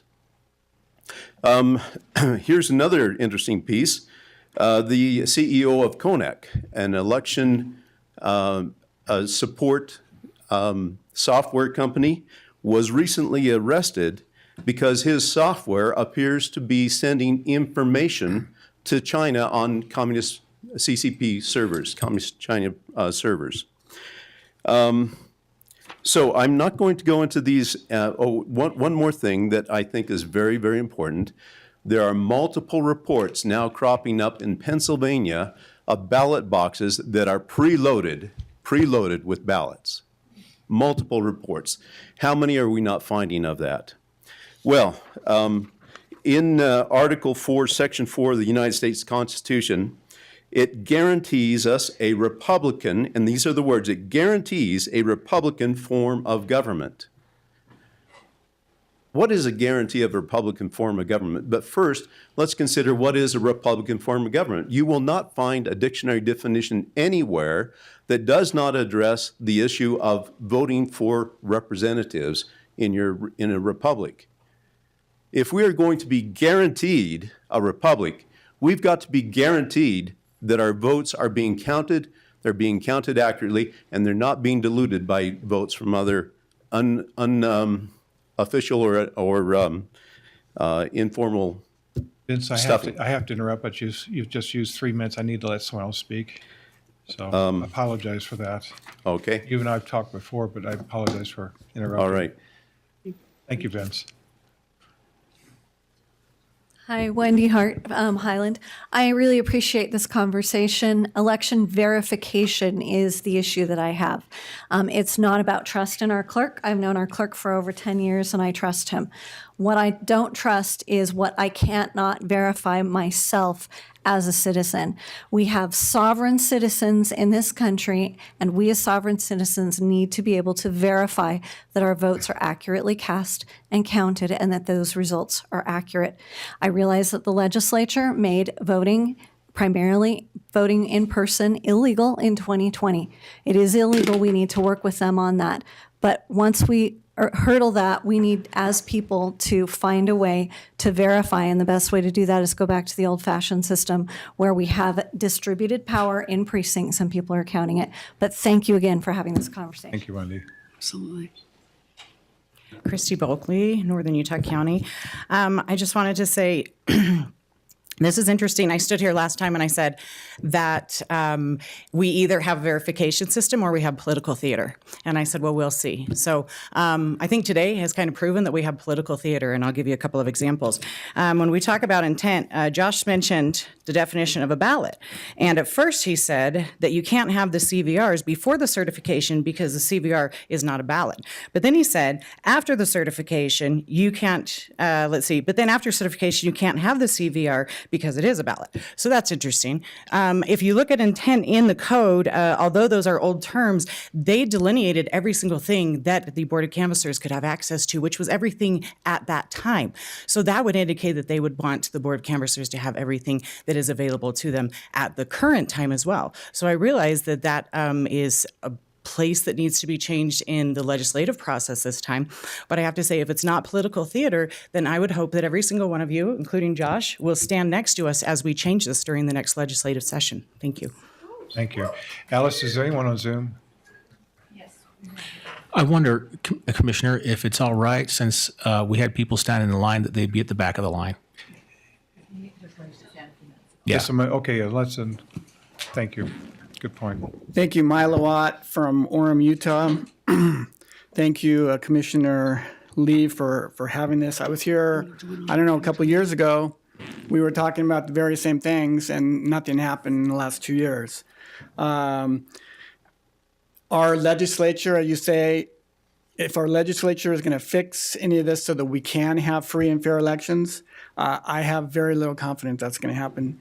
They kept in place all of the rules that undermine our confidence in elections. They haven't changed one single thing. We as a state are way behind a lot of other states in the country.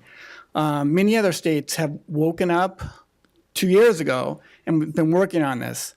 Unfortunately, we're behind at times. I think that the only way we're going to be able to change anything is to get, because the state legislature is not going to monitor themselves.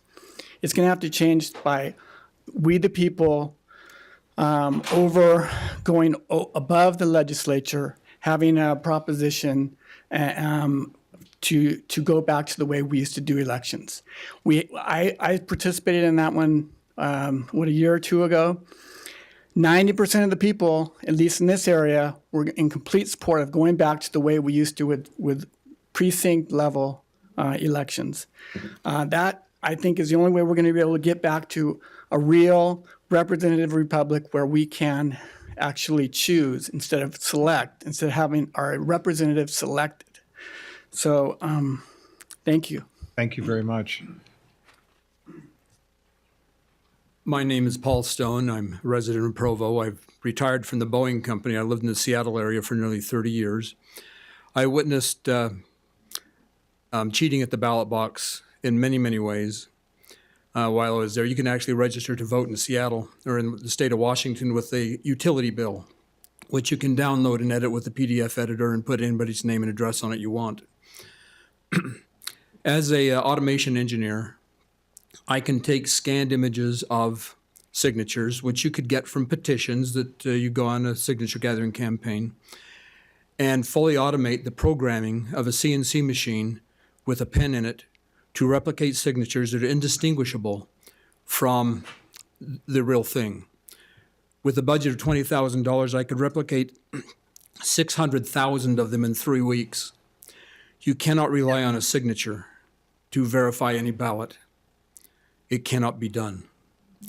And if you can replicate 600,000 signatures in 3 weeks, and it costs $100,000 for an ad buy, where are you going to put your money? Thank you. And I apologize, you've got a minute. And you'll be the last one. My name's Ken Dudley. I'm a resident here in Provo. I'm also a software developer, and I don't trust software. It can be hacked. It can be, if you're corrupt, it can, even if you're in a closed loop. It's also centralized. I think one of the problems here we've got is that we've accepted a bad system, and now we're trying to figure out how we verify that what it's doing is valid. And we'll spend a lot more money trying to verify something that's bad than going back to voting in person and voting on at a specific day. Thank you very much. I think that will conclude public comment. Is anyone else still on? Three? Two just barely got on, but one's been. Let him get on. Just the one, yeah. What's his name? Okay, we have it's initial T and Cook. If you want to go ahead and unmute, but if you could give us your full name before proceeding. Yes, ma'am. My name is Thomas Cook. I'm a resident of Orem, Utah. I just wanted to briefly, and I'll just really make it brief, to reiterate Mr. Brown's call-in comment reference of variability of signatures on the envelope ballot. During the primaries, I went down and I actually spent probably 2 or 3 hours there just watching the whole process. One of my first and biggest concerns was when I sat down and I watched the process by which 3 individuals that had a computer screen in front of them, and they were reviewing the signature on the envelope with the driver's license. Just as the example that was given, I saw, and I'll be the first to claim that I am no way a forensic specialist or signature specialist, but there were blatant misgivings between a number of the signatures, and yet those signatures went through. So again, I just urge that our leaders look at the verifying the process, and to me, this simply exemplifies that we need to go back to the paper ballots. I did 8 years in Africa, and I did 5 observer missions on voting. Everyone was a paper ballot. If a continent with 900 million people on it can do paper ballots, we in Utah can do it. So thank you. And Mr. Bill Lee, thank you for moving this forward. I appreciate it. Thank you very much. We have to end it on purpose. However, after our meeting is done, I'm happy to stay around if you want to revisit this, but it won't be until we finish a couple of minor items and then a closed session item. I'm not sure how long that will last. So, Commissioner, if I can, thank you for coming. This is a very important issue, as you're well aware. It's a process, and it's going to take some time. Be involved in the process as we go forward, all the way through it, even with the elections that we're in now. So, thank you for coming today. And again, I'll linger after the meeting's over if you would like to come back and talk some more off the meeting. Thank you.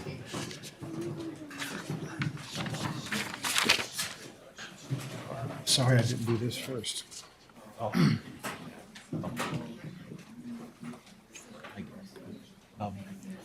going to have the closed meeting on the litigation. Why don't you guys have one of those flyers? Okay. Thank you very much. Thanks.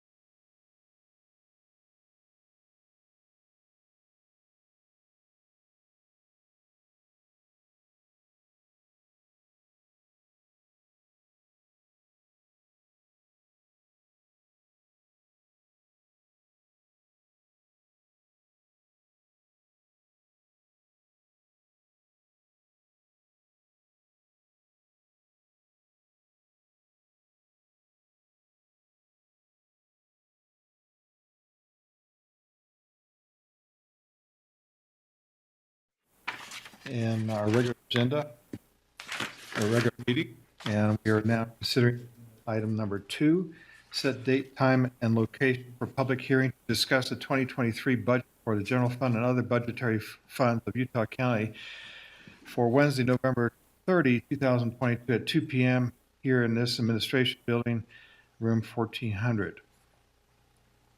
Commissioner, if I could I suggest that we split this looking at the budget for the general fund, and on November 22nd, we specifically talk about the staffing plan, and then that will give us some time. And I realize that it's Thanksgiving, but it does give us some time after we have adopted the staffing plan on the 22nd to then fold that into the budget for the 30th.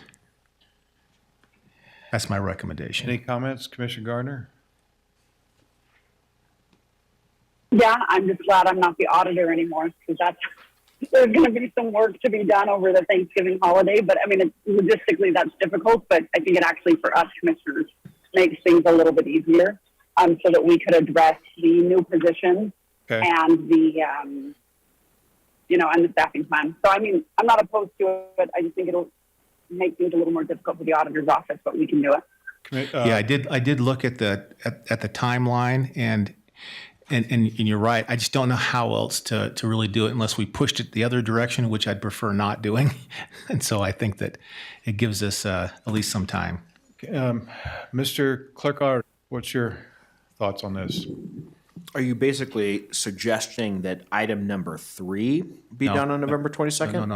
No, because item number 3 is totally different. Yeah, that's a salaries So- piece. We're looking at structure of staffing. So basically, this is Rob Moore. Basically, you're looking to consider the staffing plan and how much of that staffing plan is funded. So Right. you're looking to approve that staffing plan and plan to fund that staffing plan. You're trying to make that determination as to what that staffing plan is going to look like on November 22nd. So that way, on November 30th, that part's done. When you approve the whole budget, you're essentially approving that staffing plan again, but it's part of an overall package of a budget. And that would, at the staffing plan, if we do it on the 22nd, will allow us to be able to move past that. Yes, get that piece out of the way. Do you need to have a separate action that's staffing plan related? Can't you that can just be part of the budget? Well, and we can look at that, but the staffing plan is a document that's approved as part of a different statute, not a budgetary statute. We kind of put those together, and we always have, but it is under Title 17, Chapter 33 requires, which is not 36, requires approval of a staffing plan by the commission. That's under HR. But like I said, those things are typically done, and we can put that on the 22nd as a different thing. What I'll need to look at is see whether we need to have a public hearing for that purpose. But if you want to approve it today as Subject to. Yep, and we'll take a look at it. Okay, I'll make a Well, if motion. we call it a tentative staffing plan, we may not need a public hearing, but that gives us the ability to agree on which positions are going to be funded in 2023, and then we'll have those final numbers for the budget discussion on the 30th. Exactly. Right? And that's what I think we're all saying the same thing. Yeah, that makes sense. So that's what November 22nd would entail. Okay. So I'll make a motion that we set a date, time, and location, possibly for if needed, a public hearing to discuss the 2023 staffing plan for Tuesday, November 2nd. 22nd. 22nd. And 22nd. 22nd, yes.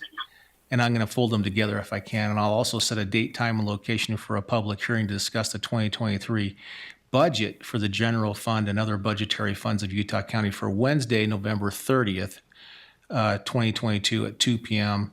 at the Utah County Administration Building here on 100 East Center Street. I'll second that motion. Okay. All in favor, say aye. Can I clarify? Excuse me one moment. Clarify real quick. Was that for November 22nd at 2 p.m.? 2 p.m. p.m. Same. Thank you. Yep. 2 p.m. here in this building. Yep. At this room. If needed. Okay. All in favor, say aye. Aye. Aye. Aye. Aye, that passes 3-0. Now, number 3, Set date, time, and location for a public hearing to consider a change in the existing salaries of county officers of Utah County, Utah for Wednesday, November 30, 2022 at 2 p.m. here in this administration building in room 1400. Commissioner Sakovic, if I could address this real quickly. So in 2000, this is Rob Moore, County Attorney's Office. In 2021, the County Commission adopted a county code section that would basically determine how you look at elected officials' salaries going forward. Now, at that code section currently, because it's been renumbered, is 2.15.010 and 2115.20. Now, the reason why I give you that later section is it says that basically it should be reevaluated every 2 years. So technically 2022 is an off year. So this is not the year you would normally reevaluate this, but the word it said should be reevaluated. So it means that there's some flexibility. So I put this on your agenda. You have the ability to strike it if you want to, or if you want to consider modifying the elected official salaries in this budget cycle, then you would need to set a public hearing. And then at the same time, we could have Ralph do the analysis as part of that. But again, this 2022 is actually the off year. Right. So it's up to you. You have it as a should for every 2 years, but it's not, and so it's not shall. I prefer that we strike it just so we can stay on the path that we've already set and designated. Yeah. That's your discretion. Otherwise, we'll create I mean, precedent every it took year. a lot of work to get us to where we're looking at the medium income of the county, and I think that it makes it a lot easier for us going further. I just don't want to throw a monkey wrench in right at the very beginning. Agreed. And just so you know, I will put it on every year, and you can strike it the odd years if you want. That's fine. Next year would be great. Next year would be no. Commissioner Gard, do you have any thoughts? I have had two of the elected officials ask me if we would at least run the numbers to see how off it is, just because the economy and inflation and things. I don't think it hurts to run the numbers, but we don't necessarily have to set a hearing to run the numbers. So I'd still like Ralph to do the analysis, just because I've had a couple of the other elected officials mention it to me. But I don't think we have to set So a we could hearing. do, so your suggestion, we could have a work session and go through the numbers. You could continue in a week. Yeah. Well, or strike. I don't want to. I prefer- This is bring it going to back. cause a firestorm. But I don't think it's I'm fine gonna be striking it. necessary. I'm fine striking it. And if we, after an analysis, if we see that things Right. are way off and we want to do something, we could always set the hearing for the following week. Right. Yeah, you can always do something different. Yeah. Okay. So, Yeah. motion? I'll make a motion that we strike number 3 on our agenda. Do we have a second? I'll second that motion. Okay, all in favor, say aye. Aye. Aye. Aye. It's stricken. Okay. And the last public item we have, and this is going to be in YouTube, right? Is to adopt and approve and adopt a resolution honoring the sacrifice of Utah County's veterans of all wars. In some ways, I would like this just to be perpetual and don't have to repeat it, but it probably bears repeating. But to read this resolution, whereas the United States established Veterans Day as a U.S. holiday dedicated to honoring American veterans of all wars and occurs every November 11th, while Memorial Day, held on the last Monday of May, was established in remembrance of service personnel who died in action. Whereas in 1918, on the 11th hour of the 11th day of the 11th month, an armistice or temporary cessation of World War I hostilities was declared between the Allied nations and Germany, known then as the Great War. And whereas in November 1919, U.S. President Woodrow Wilson proclaimed November 11 to commemorate Armistice Day, with the end of Korean War, Armistice Day was renamed Veterans Day on June 1, 1954. Whereas World War I left 9 million soldiers dead and 21 million wounded, with Germany, Russia, Austria, Hungary, France, and Great Britain each losing nearly 1 million lives each. Of that number, 116,516 American soldiers were killed in action, with at least 5 million European civilians who died from disease, starvation, or exposure. Whereas since World War I, Utah soldiers, sailors, Marines, Air Force, and Coast Guard personnel have served in many foreign lands to defend hundreds of millions of people they've never known during World War II, the Korean War, Vietnam War, the wars in Iraq and Afghanistan, and numerous other conflicts to repel and subdue international horrors. And whereas since World War I, nearly 625,000 American service personnel have died in wars of defense of people in other countries, whereas American veterans of foreign wars continue to live and serve in every field of labor to better their homes, churches, communities, schools, businesses, law enforcement, and roles of state and national defense and in the medical professions, and most prefer living out of the spotlight. Now, therefore, the county legislative body of Utah County, Utah, recognizes, commends, and honors the selfless dedication of fellow Utah County citizens displayed through their heroic actions in military service, both in war and in peace, remembers the bravery and critical contributions of men and women in military uniform, particularly those from Utah County since World War I. Hereby observes November 11, 2022 as a day of service and remembrance with expressions of gratitude to all military personnel active and reserve duty, those no longer in uniform, those retired, and for their family members, and calls upon elected officials and employees of Utah County and all Utah County residents to provide expressions of thanks to veterans. Commemorates the week of November 7 through 11th, 2022, with displays of the United States flag and military service banners in and around the Utah County Historic Courthouse second floor, and encourages families and residents to visit monuments and engage in community service or other charitable activities for the purpose of honoring particularly Utah County men and women who gave away years of their lives in defense of the United States and for countless number of people in faraway and unknown lands. And for Friday, November 11, 2002, throughout the day, in memorial service and displays in the historic Utah County Courthouse and other locations with veteran support programs, displays of histories, recruiters, and for the sharing of service experiences, and for the embrace of our constitutional liberties and principles. Resolved, proclaimed, and ordered this second day of November 2002, Board of Utah County Commissioners, Utah County, Utah. As a side note, not mentioned in here are individuals who died from the effects of the wars after they came home, and through multiple ways that are very heartrending. And so for all the more reason, I wanted to share this resolution. I'll make a motion that we approve and adopt agenda item number 16. I'll second that motion. All in favor say aye. Aye. Aye. Aye. Aye. That passes 3-0. That concludes, do we have any public comments? Seeing none? We have a closed item. Well, we do have one more closed. I don't know if we can adjourn and then go into closed, but can we go into closed and come back into public and then adjourn, or can we adjourn first? Yeah, we need to, if you adjourn, And we're done. yeah. Okay, so now we have a closed item. One more closed. We have It won't to take very discuss. long. So we'll take a pause.